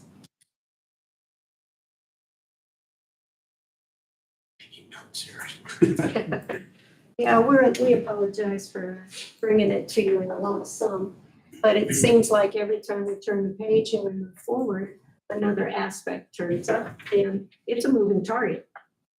It really is. Our main objective, or our objective for the year was, we had long hoped that we would be able to get these agreements readjusted so that the language is the same by, I think we thought we'd get it done by summer, didn't we? Jonathan thought we'd have it done by summer. It just seems that there's just one conversation after another. So we're anxious to move in the direction that you point us with regard to the agreements and the arrears, and we hope we can get to the point where we're able to negotiate with our fee hanger owners, because there are end dates associated with those leases as well. The end dates, we do not have any intention to bring that to you at this point, but at the end of each lease, those hangers revert back to us. And what we really do not want to do is place a burden on the owners to the point that they'll walk off and we lose our owners. And that's a very real possibility. Also, costing ourselves out of the market so that we're higher priced than other airports. would not be favorable for us. We have plenty of other, we have a number of other airports, small airports in the, you know, other airports try to snatch our tenants all the time. The fact that these guys are owners, they're kind of tied to the building they own, that can be viewed two ways. I mean, you can see that as an asset or you can see it as a problem. Clearly, the T hangars do represent money-making opportunity. How that comes about will be up to you guys. Are other airports, so if I understand you, so you're saying some of these other airports that are trying to snatch our folks, Well, we're in competition. are they owners of their hangars at those facilities, or are they leasing? No, in a lot of cases, they are not owners. They simply rent. There is an interest in them to participate, I would think, if I'm looking at, if I owned it, it's supposed to have me to make a monthly lease payment. Annual lease payment. Right. So it depends on how you view it. And the space around those hangars, that aspect, I'm just thinking aloud here, guys, really doesn't benefit anyone other than The T hangar. the hangar owners. I mean, the traffic that comes in and out of the airport does not use that. That's why we're here. A lot to consider. We're thinking futuristically, which is good. This is an opportunity to maybe partner with the TSA. I think as I mentioned, there are two board members, Jacob Bediot and Steve Campbell, who are both owners of T hangars. So they are cognizant of the potential for conflict of interest and limit their conversations with regard to the hangars. So primarily, we work really hard with what are you guys, the leaders? Managing partners. Managing partners, Joe Willing, Austin, and Kevin, who actually brought all the desire to have the language in the agreements line up, because they didn't. I mean, just the language doesn't. So we could hook them up with Jonathan, and everybody started reading the old agreements, and we thought we were tooling down the road pretty quick, and then all of a sudden we came up on this capital improvement discussion, and we asked our attorney to research that for us, because you need to know where we stand. And then we talked to Steve about the cost, and then we really needed to bring it to you guys, because we were trying to run down the road that this would maybe be something that they would have to contribute to. When Jonathan's results came back, research results came back, that isn't going to happen based on the current leases. So Continue to look forward, I guess, and work through those yeah. negotiations with the TSA. Well, the only thing we need to move the conversation forward is we need to know, how do you want to approach the maintenance fee? The past maintenance. Before you guys make a decision on that, could I podium for sure minutes? Austin, So Austin Boudreaux, I'm one of the general partners of the TSA Limited Partnership, along with Kevin and Joe. Today was the first time that we heard the assessment from John Kress. In contradiction to that, what I've got to work off of, we all kind of got thrown in the mix 2 years ago when Randy Steuben passed away. So this is the documentation that we're going off of. But I've got a whole list of emails between the BOAC and the general partners from November 2nd to 11th of 2015. And those that conversation simultaneously lines up with a lease. There's 2 leases and there's 4 addendums to each one of the leases, with an addendum that increased the rent from $10 to $100. In those emails, they're talking very much about the maintenance of the hangars, et cetera. So it's my impression that that was addressed 10 years ago. And so in my legal opinion is that those costs were a part of our annual payments to the BOAC, and the TSA should not be responsible for any back payment. Moving forward, we do know that there's going to be some expenses that are coming up, and we're very much on board with working with the BOAC in order to find a solution to that. So Cheryl, the whole BOAC has been great. Like I said, we were happy to have brought these issues to the table ourselves as we got thrown in the mix. And like she said, we just want to kind of get forward through it, but the back payment piece is one that we disagree with. If I could add, Austin and commissioners, a lot of the previous owners are no longer here or owners from 10 years ago. For instance, I've been an owner for 2 years, several others just the last couple of years. That's all. Thank you. Those are saying that those lease or those maintenance agreements have been paid over the last 10 years. So without seeing the leases, you gotta understand it's pretty convoluted. A lot of contradictions between the leases and then the addendums that came in. Tied with those emails, simultaneously an addendum that's increasing that price from $10 per hanger to $100 per hanger. And then again in 2020, then they amended it again to add an inflation piece that we've been paying on top of it. So it's our opinion that that was addressed and that's what we've been doing. Yeah, those are being paid. The $100, yes. Yes. Who's that being paid to? We paid To BOAC. And that $100 is then plus the inflation factor that was added, inflation factor language that was added in 2020. And that is roughly about 3%. Or a max of 3% as tied to the inflation rate. I think Jonathan has comments on that. I'm slightly confused. Somebody's saying that they're supposed to be paying $30 for maintenance. Now they're saying they're paying $100 for maintenance. Yeah, Well, there's no, $100 lease total. lease, they're talking about their lease. Jonathan, could you check to see if he's still here? He went back to court. Oh, did he? Okay. I'm thinking I want Don to review the leases for What us. Jonathan expressed to us, the board, is that the 3%, in his opinion, applies only to their rental lease portion. It does not apply to the $30 that they're supposed to pay for maintenance. That's snow removal.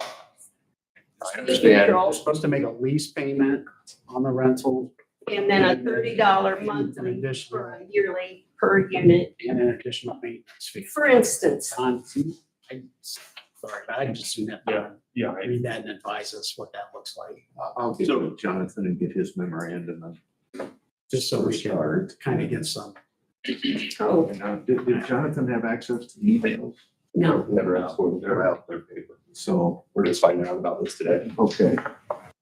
So, yeah, I have no idea. Let us do a little bit of discovery here. Yeah.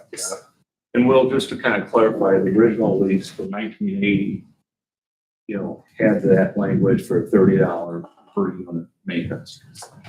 We've scoured records, we've never found any records that specifically have itemized that $30 per unit payment. Records show the lease payment of $10 per unit that then went to $100 per unit. And then, inflation on top of that, but we've got no records that we can find of that $30 ever even be back in 1980, going way back. So hence the question that we brought to the table. It's like, lease says it's $30, are we supposed to be paying this? But just don't know. A lot of the conversation again is going through emails and And Struby not being able to be here, obviously, we just have to take it for what they, suggested. It was part of that payment. Yeah, and again, Jonathan I'm sorry he's not here to speak to this, but the 3% add in inflation, 3% per year kind of thing, does not apply to the $30. It only applies to That's Jonathan's interpretation. We just Yes. agree. And that's kind of where payment's been lumped together over the years. And I think Jonathan has a very strong opinion of that. So if you could talk with him. Yeah, I'd like to see the emails too, because he didn't have access. No, he didn't. So we'll work with these guys to do that and then go from there. So that lease payment was a yearly lease or was that a monthly lease? Yearly, So it was $100 a year per unit. per unit. You define unit as. As a TA. Yeah. And there are 42 of them. Yeah, $100 a year lease. Kind of square footage. Wow. We have to purchase them on the front end, so that's. Oh, okay. That's not the partnership. Like an HOA. This in my hand. It's Okay. HOA like you have on a condo. Yeah, like HOA basically. That's pretty low. Anyway, Purchase prices. All right. Wow. So let us have Don, maybe we can revise this a little bit. Sure. yeah. Yeah. It's gonna take a little longer than the song is present, so I'm sorry. Of course, anything that they provide you, the board would appreciate the same courtesy to have that information.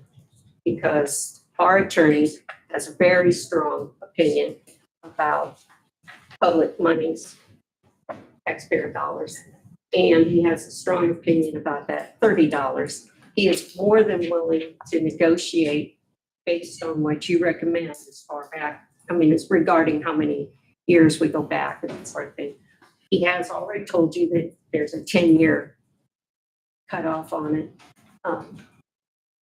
The board is sincerely interested in maintaining our relationship with the TSA. However, we do not want to find ourselves sideswiped. We want to be sure that we're following your direction, so, Your meeting is on the second Tuesday, yes. is it still on the second Tuesday? Yes, sir. Even though it's a holiday. Is it? It's very. Oh, yeah, we'll still be there. Okay, I just wanted to confirm that since I had you in front of me. Oh, we're creatures of habit. If we don't show up when we're supposed to, we just get nothing done. But, clearly we'll be discussing, what we presented today, bringing the whole board up to speed, including Steve and Jacob and Dennis. Trent is here today because he is one of the board members who does not own a hangar and is able to weigh in with his thoughts pretty easily, so. You're continuing with the maintenance on the. Absolutely. Absolutely, and no matter what is done with regard to your, advice about the past, I mean, clearly we can't move forward with the agreement alignment until we have your direction. But going forward, I would say in 2026, rest assured that the airport manager, there will be a program established to monitor all costs. And of course, the TSA will be appraised to that because we'll be anxiously trying to, we'll be more observant about collecting those fees for, weed control and snow removal and, just the prep and Thank you. costs will be shared going forward. Thank you. Thank you. Have conversation. Right? Yep. Absolutely. At whatever rate we all do.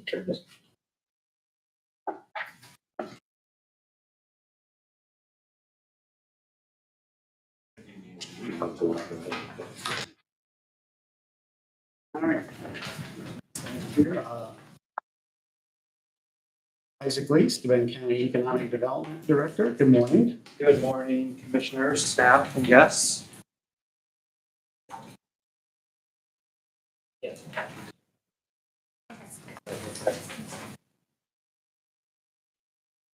You go. All right, thank you, County Commissioners. Isaac Lee. I also brought a guest with me, Jim Julian. A lot of times we're partners in crime. We try to do things for the betterment of the county, especially when they include both of our organizations or purposes of our organizations. In the past, we as an organization have tried to take a look at things that would come our way, whether they were perceived to be opportunities or threats. We try to proceed forward with facts. In this case, I'm sure everybody has heard, there's potentially a casino located in Northeast Indiana. I say potential because the state board commission or gaming commission did a study that was released in September, at the end of September, which we received a couple weeks back, and we've been doing some analysis on. There were two sites mentioned, Indianapolis as a potential site, and then a nexus or a proxy point, which put it at the interchange of 8 and 69. Interesting thing about 8 and 69 is it's a proxy point. The Spectrum, the consulting group that did the Gaming Commission study, needed to place a dot on a map to be able to draw a 90-mile radius to do funding or financial analysis. That includes Steuben County. Our purpose today, and I put together some notes for you, is really to ask the county commissioners to work with both myself, my organization, and the Tourism Bureau to evaluate this either potential opportunity or threat. I'm not up here making any judgment today of whether it's one or the other. I don't have enough information to do that, and I don't think any one of us does. You've seen 21 go out on Facebook and announce a couple things about Auburn being the site. You've seen the mayor of Auburn also do the same and push back a little bit. I think it's premature. Quite honestly, again, there's not enough information that we know about Steuben County and whether or not this makes sense or not to be able to make that judgment. We've done this in the past through our organization. I need to go no further than the conversations about utility power and digging into that and understanding that a little bit deeper. We've done similar things that I've sent to you about Senate Bill 1 or SB 1 and its impact. So I stand before you today with the assistance of Jim Julian and Tourism Bureau to ask county commissioners to evaluate this appropriately and properly. I'll answer any questions.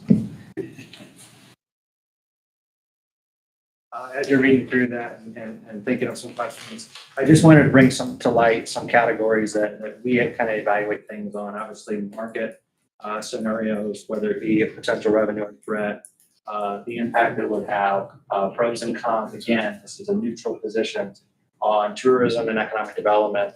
Infrastructure is something we need to really consider and think about. I tried to lay this document out with some starting points, essentially. So you have anything that I missed? No, Isaac, I don't believe you did. Thank you. Just getting on the record. I've had phone calls once this hit the news from a number of people already. We're talking less than a week's time. And I know it's been brought up before in this county and faced a lot of opposition.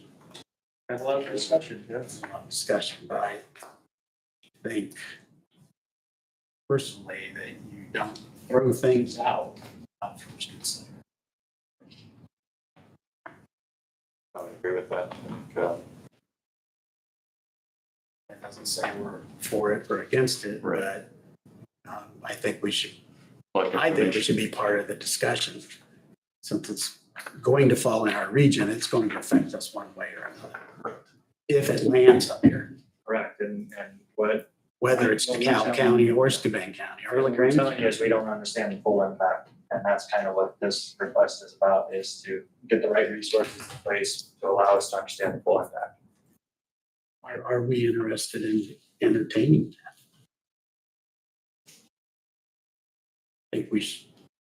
I think we should be interested in gathering information enough to make a I would agree with decision that. on it, I would think, like you said. whether it's good or bad. Whether it's good or bad, and whether it does land in our county or does not land in our county, it's going to be possibility of being very near our county, that we would still want to know the implications of that. Between Isaac and June, I believe they could come up with a lot of good information for us. We are an element commissioner site of that information. I would not say that we are the experts. We might need to go outside of our We do have expertise to We do do have that. colleagues that have done it in the county. Yes. Sure, the sheriff has colleagues in those counties that you can reach out to. Yeah. But I think as a whole, we should probably at least consider it again, the pros and the cons. But I think we're going to be Before we doing make it. a decision. We would be doing the service if we did. If we just, We need a motion. We,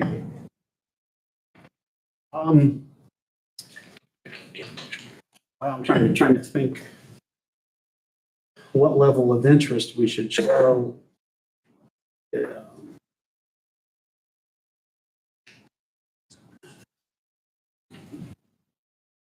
I wouldn't mind a motion to say that. Well, I would let one of you make a motion, I guess, we'll put it that way, but I think it would be nice to give some direction, not only to our colleagues here, but even those that might be opposed to it, as to what our thoughts are. Are we interested in moving forward and becoming part of that discussion? Because I haven't read the entire report, but 45 pages of fun. I have a copy of it. I think we need to know the pros and the cons to casino being either here or located near here, what it's gonna do to our services that Go we through the provide. motion of seeking that information, studying it, or having a study done, or contacting the Indianapolis folks to say, hey, we may be interested to Steuben County, it might be a good fit, and it might not be. I guess I mentioned between Isaac and June, that with their contacts, they could reach out to a lot of those entities to get. So can we. Yeah. I mean, we have those same colleagues, maybe from a different perspective.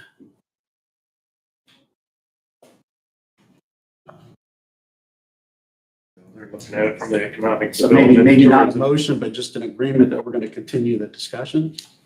That we'll keep it as an agenda item in other business and seek information out that we can have the discussions. yes, that would be fun. Keeping that door open.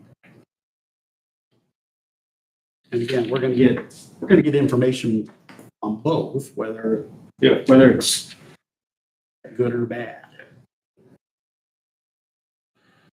And the landscape has changed over the last 20 years from initial. So They do keep emphasizing, not just through the EDC, but even through our discussions with everybody, we're trying to attract to this community that we have that crossroad. So whether it's this or a trucking company or a factory or anything that's looking to come here, we have that connectivity. So you look at each opportunity and you analyze it. Case by case. Yeah. So I think we want to be a participant in that discussion. I would agree with that. I'm just thinking we ought to still make a motion to something to that effect, that we want to keep researching that and gather information to make them aware formally that we are open to that discussion. Is that a motion right there? You sound like a good. That's it. Yes. I would second that. I'll give you time to catch up on that. I say, Abby, did you get that?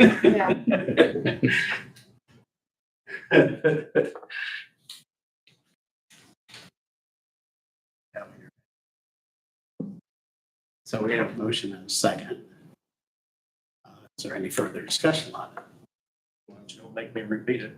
Well, it's recorded, so we can do that. Yeah. All right.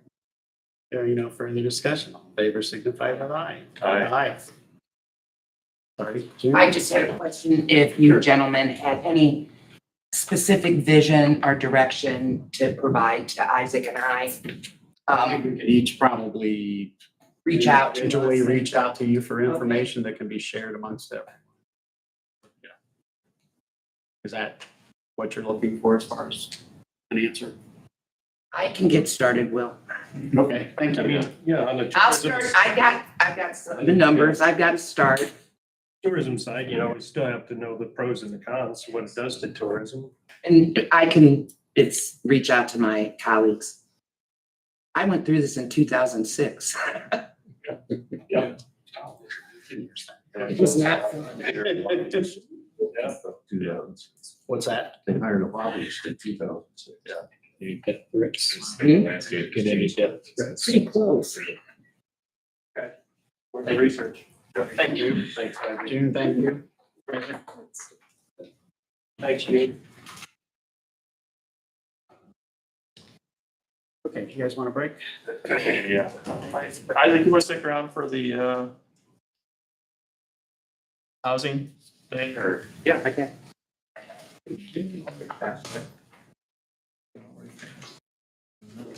We'll take a break. If you want to put us on pause.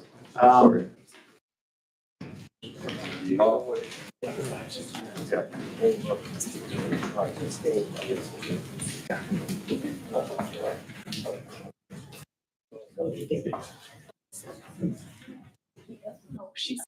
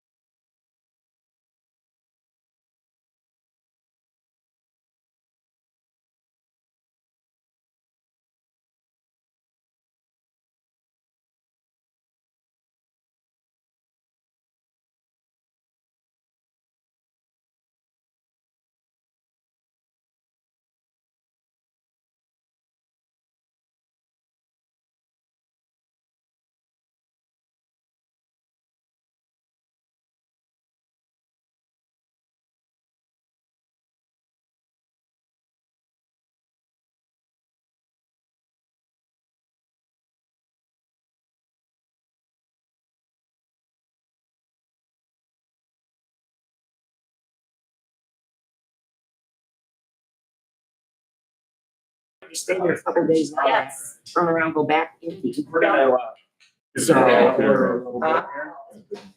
yeah. All right, we're back in session now. Hi. We're gonna take up number 10 here real quick. It involves Isaac a little bit. Yeah. So, yeah. Yeah, that's the, So he's looking for a resolution that we would want to participate in the Housing Optimizers Pre-Construction Grant Program to support pre-development. So a little backdrop on that. I know. We've been working with the Strategic Development Commission on what I would call a parallel project. It was offered to our organization to become what's called a local home or housing optimizer organization. We've entered into what would be a three-part series by the 720 Club. Ryan Chasey, Heather Cohen, you might have had that in a couple other instances. They've put together with Ball State this curriculum that will turn our organization into a home optimizer. What does that title mean? Not quite sure yet, but it dovetails very well into the resolution that the Strategic Development Commission has asked you to approve. So we're kind of, in my opinion, a step ahead. Again, I've got the next cohort class on November 13th. I feel that this is very similar to the broadband designation that you placed upon our organization several years back. Commissioner Lichty was the front lead on that one. This feels very similar to that. So with your blessing, I'll be happy to be, I guess, ordained as the housing optimizer. It says a designee, so. Yeah. My organization would accept that. Yeah. So let's do this. Abby, you've got a copy of that, right? Can you, I'll just ask it. We won't necessarily pass it today, but this lets her get the resolution prepared and have the Steuben Economic Development Commission listed as the designee for the county. Unless, I believe we're kind of in a are we in a time crunch for time this? crunch on this. I think you are. Yeah. If you're ready to pass the resolution and just make that. It would make sense, yeah.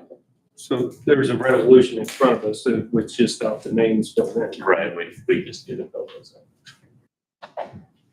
And you won't have a resolution number yet, though, would you? Can you I get could get one. Then we can just do it by resolution. Right. Okay. Yeah, it should. Yeah, it'll be 11-2. I mean, the verbiage on this is agreeable, right? Yes. Yeah. So what's the number? Oh, there you go. Okay. So the resolution number would be 11-2025-03. 11-2025. Naming Steuben County opting into the Housing Optimizer Pre-Construction Grant Program to support pre-development activities for housing activations and naming Steuben County Economic Development as our designee authority. Would that be correct? That would be correct. Okay. I'll second that. That's, you might as well get your motion. You want me to make the motion? You might as well, yeah. All right, that's fine. I'll make it that. Any further discussion? Hearing none, all in favor signify with aye. Aye.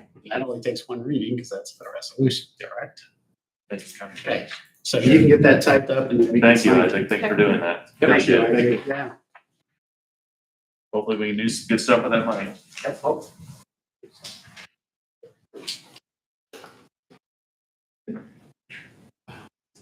Okay. There's no need to repeat it again. No, I'm sure Andy got it word for word.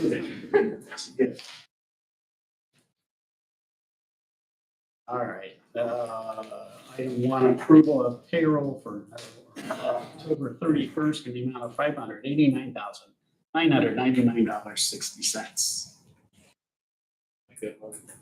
Second. Any discussion? All in favor, signify with aye. Aye.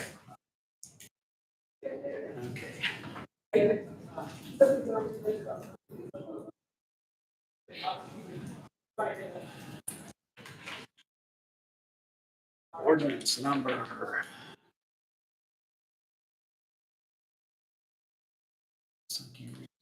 Three one five seven? Yeah. Okay. 157. 57.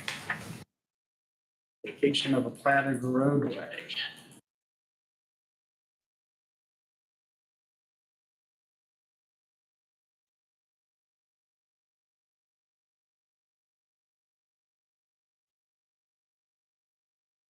It's been approved once. This will be Oh, yeah. Yes, you did that first read on that last time. Yes. last one, yeah. Yeah, and this, Chip went out and looked at it, and he was totally fine with it. Yeah, it Yes. makes sense. I don't, the way it's platted in there and the way it's developed are two different ways. Correct, yes, correct, so. Is there a motion for second and third readings then? I'd make a motion for second, third reading. Second? Any further discussion? Hearing none, all in favor signify with aye. Aye. Aye.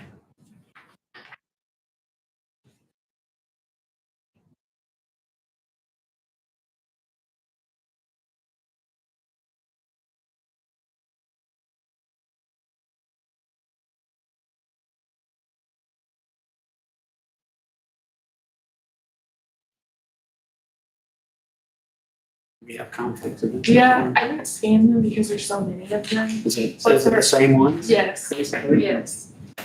Did you see, well, you weren't here for the last one, but did you see all those that we got? Yeah, but I actually, I couldn't get, you guys couldn't get me on the Teams meeting, but I sat and watched it. Yeah. No, But that was. Yeah. That's ridiculous, but they're making them do every time. Yeah. you saw. yeah, I don't understand that. That's So just the general blanket of the conflict of interest statements as presented by the auditor's office for the current period. This is what your motion is gonna be. I will make that motion. Nothing like telling you what your motion is. That's it. I say if you would make the motion. I did it. Is there a I'll second? second, yes, sorry. Not your fun. Any further discussion? Hearing none, all in favor signify with aye. Aye.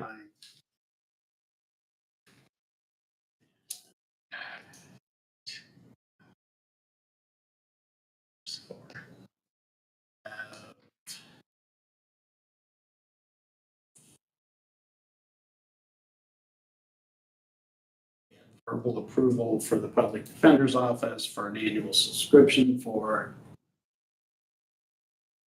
one of their tracking, Cleo, yeah, for licenses softwares. specifically for the public defenders. Well, I guess both. Yeah, no. I'll move to approve. Second. Any further discussion? And all in favor signify with aye. Aye. Let the record show that we signed plats for Carlin's Corner, the Crow's Nest, Casa de Irwin, and back property minor subdivisions.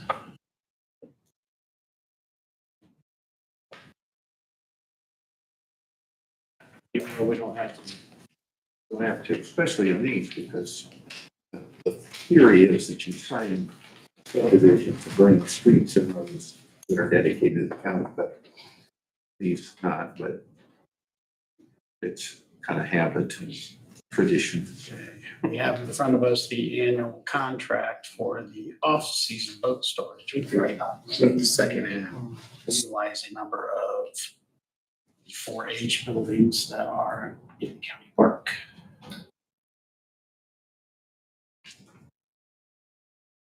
It's the same as it was last year. Same as it was last year. I'll move to approve. Second. The discussion. And all in favor signify with aye. Aye.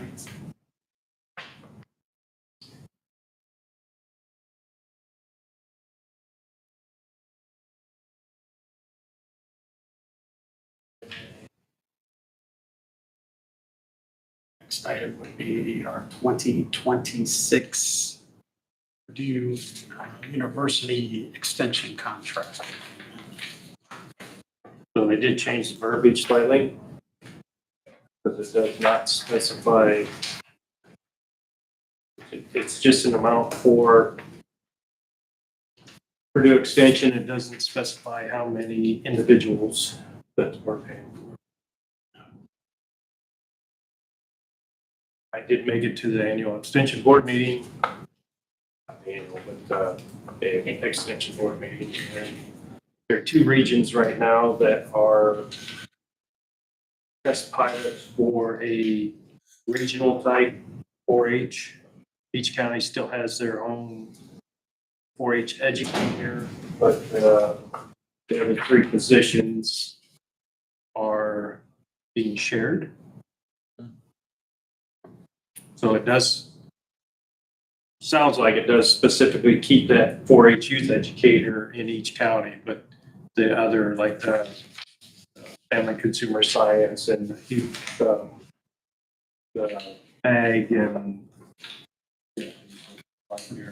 but those 3 positions are kind of share those with the area counties. Are they going to reduce the contractual amount when they do that? There's been no talk of that yet. This is still in a pilot stage.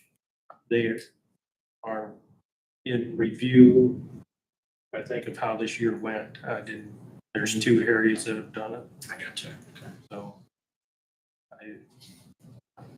I've heard positives and negatives. So not sure which way Purdue's going to lean or the extension board's going to get involved in that.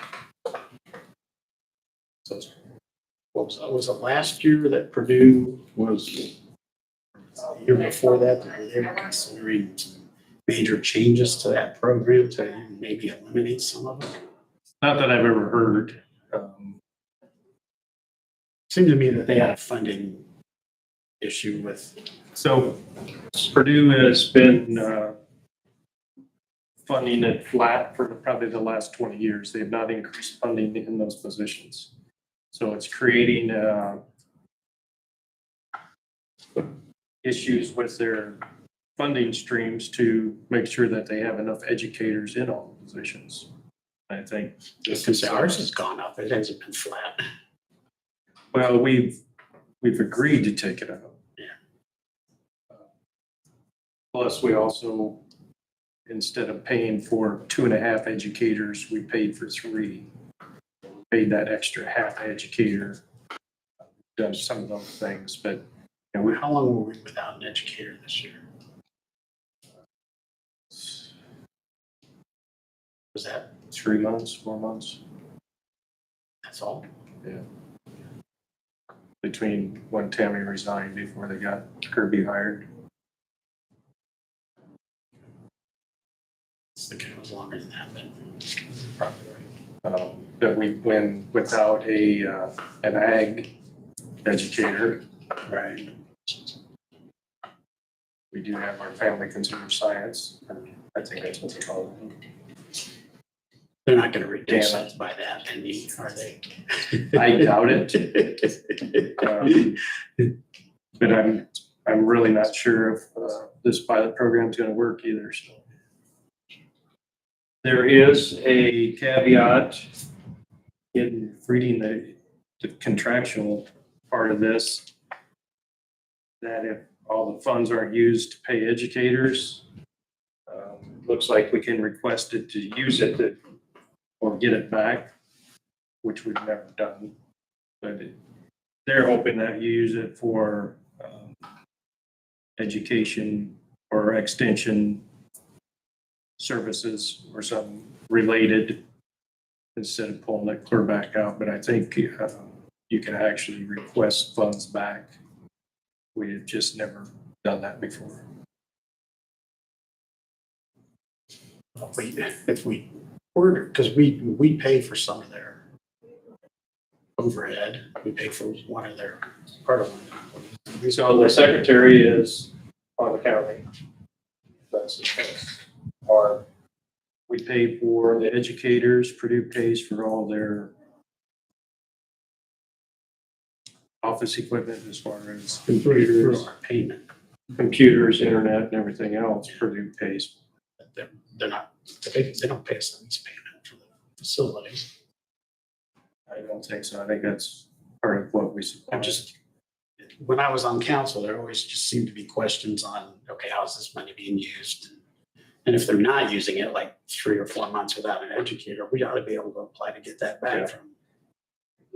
I haven't totally asked about how to get it back, but I guess there is a process. I mean, can we? That's just being responsible tax dollars. Yep. Yeah, I would agree.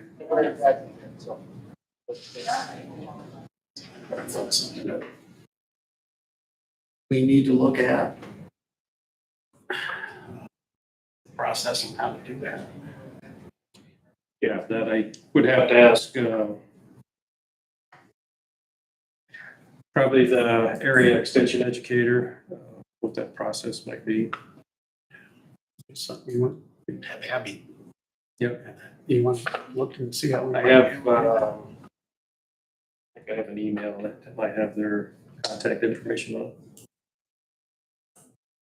That's a significant enough amount of money that. Yeah, I think I think it's so. probably 68. Taking 168,000. We get a quarter or a third of it back. And could we place it and use it for 4-H programs or something like that? Maybe improvements out of the park? You know, we have all those electric poles that need replaced. Yeah, I would agree. I mean, I think, There is, I'll look for that email. Anyways, that doesn't get us past this. No. Whether we want to execute this again or not. I believe it's been funded. With the budget, correct? Yeah.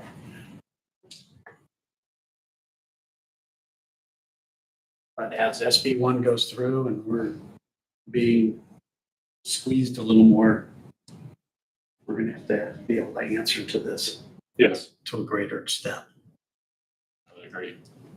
The fact that Purdue hasn't raised their contributions in 20 years. But we've I know we have. seen increase. Yes. Because it was We've between increased it, but they haven't. 15 or 18,000 Yeah, that's, years. yeah, I'm really frustrated with Purdue on that, being a land grant college. Is there- They're not Is there a taking better motion? care of that. Is there a motion to approve this or? I'll make a motion to approve. I'll second. I think that lasts longer than it probably needed to. No, I think it's something we need to Any keep. further discussion? Hearing none, all in favor signify with aye. Aye. 136,600.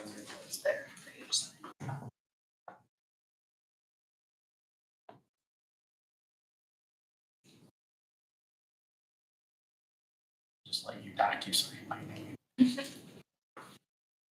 Looks like I did it with crayons. Computer. Okay. Let's see who are the bonds for.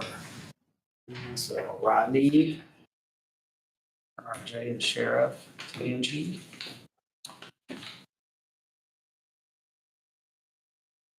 Clerk. Porter. And the auditor. And the surveyor. Yep. That's it. Is there a motion to approve the bonds for those folks? Second. Discussion? Hearing none, all in favor, signify with aye. Aye. I stand on this one.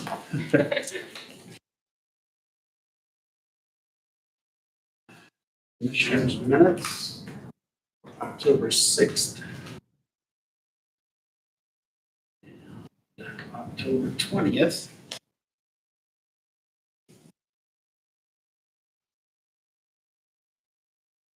You do the October sixth, I can do. I'll do that. I'll make a motion to approve both. I'll second. I can second that. I can vote on it.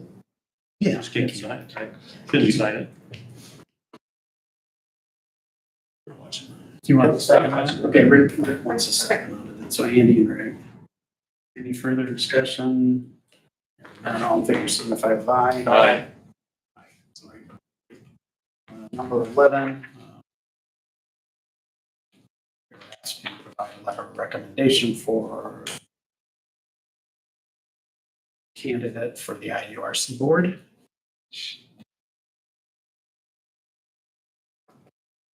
It did get sent already, And it gets sent. Yeah. like that vote. Second. Any further discussion? None, all in favor, signify with aye. Aye. You know, Kelly, or one of you has figured out how much is left on the. Okay.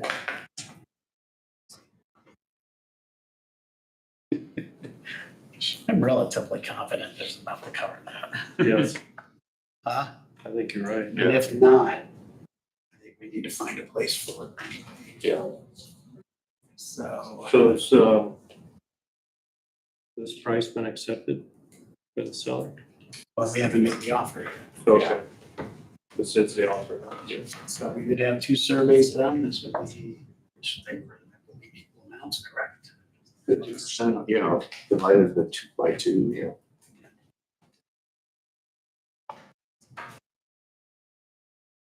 Or that, like.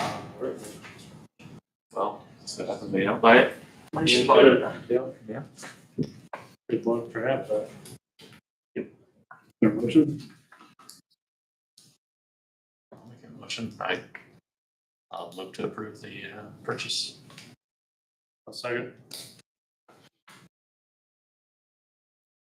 If we get the earnest money out $1. I only put $1 in because I figure I can swing the dollar. Squeeze that out of his pocket. The greenhouse back here, I kicked that $10 in for that. So out of my pocket. Didn't ask for it back. All right. And first, you just asked for, be compensated, huh? That's what we need to do. Good, sure. Any further discussion? None, all in favor, signify with aye. Aye. Can we make sure we pay Don back?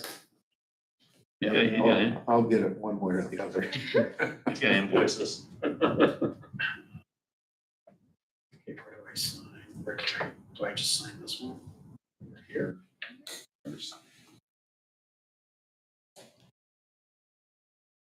Where do you want me to see this? Under seller, and if you would sign. No, under buyer. Or buyer, I mean. You want my name in the first one and the signature over here? No, Or you want all 3 of us to sign? I just need yours under here, Okay, and then you put president, and then I'll take it from there. If you sign both, I'll send one to Jeff.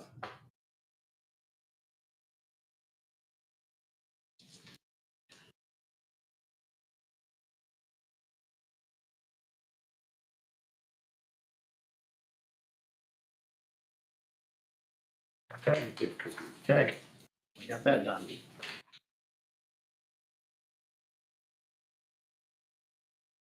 So do we have the calendar all set now with the right dates? Because there was a couple of them that were.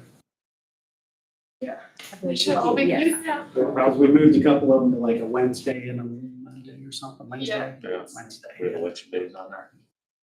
We wanted to make sure that the Tuesdays aligned with the first and third. So two of the first ones actually moved. Okay, so It doesn't interfere with council schedule. It does not now, no. Perfect. Did you state that you said there were other changes or just the 2 dates? So the September, that one moved up a week. So the September 1st, that's a revised, as well as the 15th, because that moved that one up. So the September dates, these ones are different. And then, December 1st. yeah, and then December 1st. That moved from the 8th to the 1st. So September moved to the 1st Yes. and then the 15th. First and 15th, yeah. And November, Is December. December. First and the 22nd. November 4th is Wednesday. I can email you it's too, John. December's, okay. December's 1st and 22nd. There a motion for the corrected meeting schedule. I will vote to approve. Second. Any discussion? Stat? All in favor, signify with aye. Aye. Okay, claims, any questions?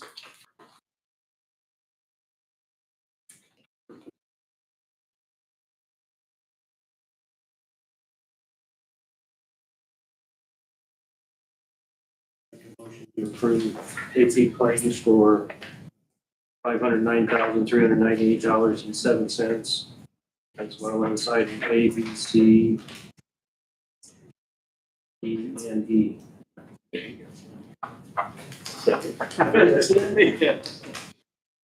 Any further discussion? None, all in favor, signify with aye. Aye.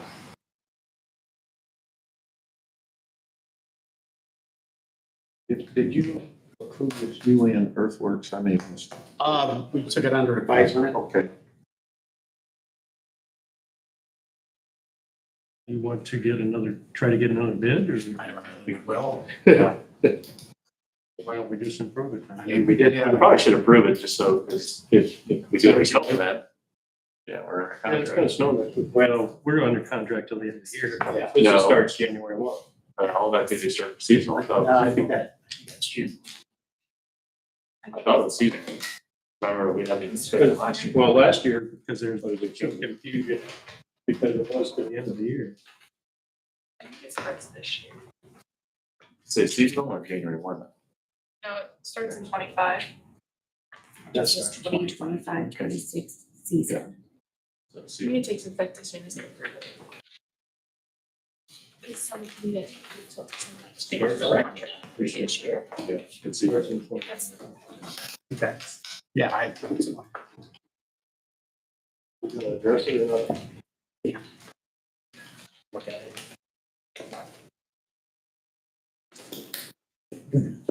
Excuse me. Okay, we received one bid from Julian Earthworks. It appears to be the same as what it was last year. If commissioners choose to have a 3-year contract, the low prices would still be valid through all 3 years. Approve it for 3 years? He's never raised the price on us, but,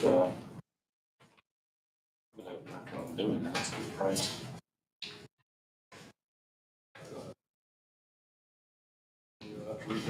I would entertain a motion. Move to approve 3-year contract with Julian Earthworks and Steuben for the meeting center. Oh, sorry.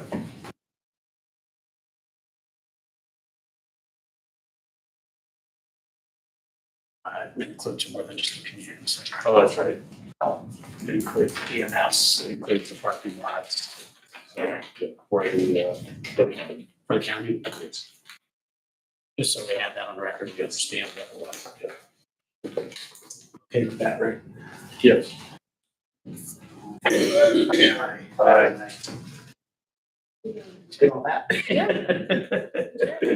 Good job.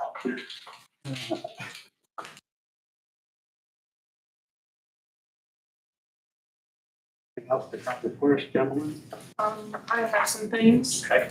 That if you guys want to approve. Oh, the, Financial. I haven't had a chance to look at it yet, so. For that. Wait, almost. Resolution for CHIP. Basically something that you guys can sign documents for. Oh, right, so. When documents come from NDOT for projects, oh, that's right, yeah. Chip was asking for a resolution so the president of the board can sign those documents. So it didn't take a formal meeting to get it done? Yeah. So that would be resolution number 11-2025-02. So whoever's the sitting president can sign.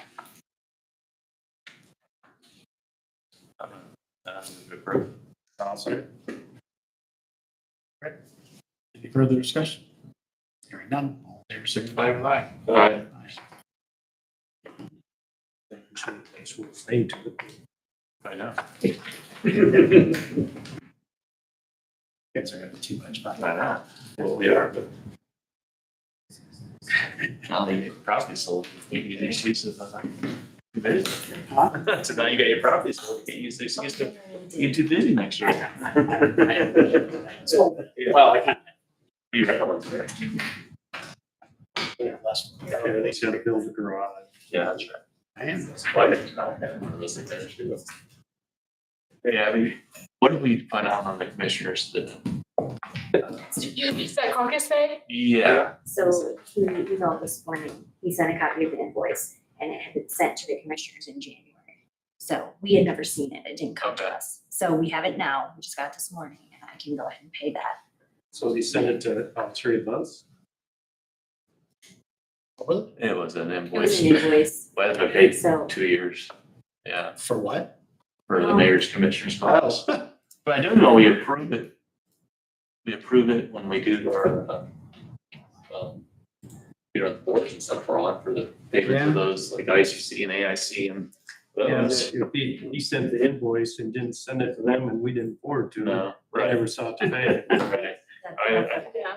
Yeah, make sure it gets sent to the right. But I don't remember ever seeing that. I don't know. A lot of times I get stuff like that. I know. Because. Or I assume that it went to, He said first year, I don't know that I'm getting that. Me, that's all. Gentlemen, anything else? We're in recess. thank you. And the other thing is too, is that What I've heard, he's never going to increase their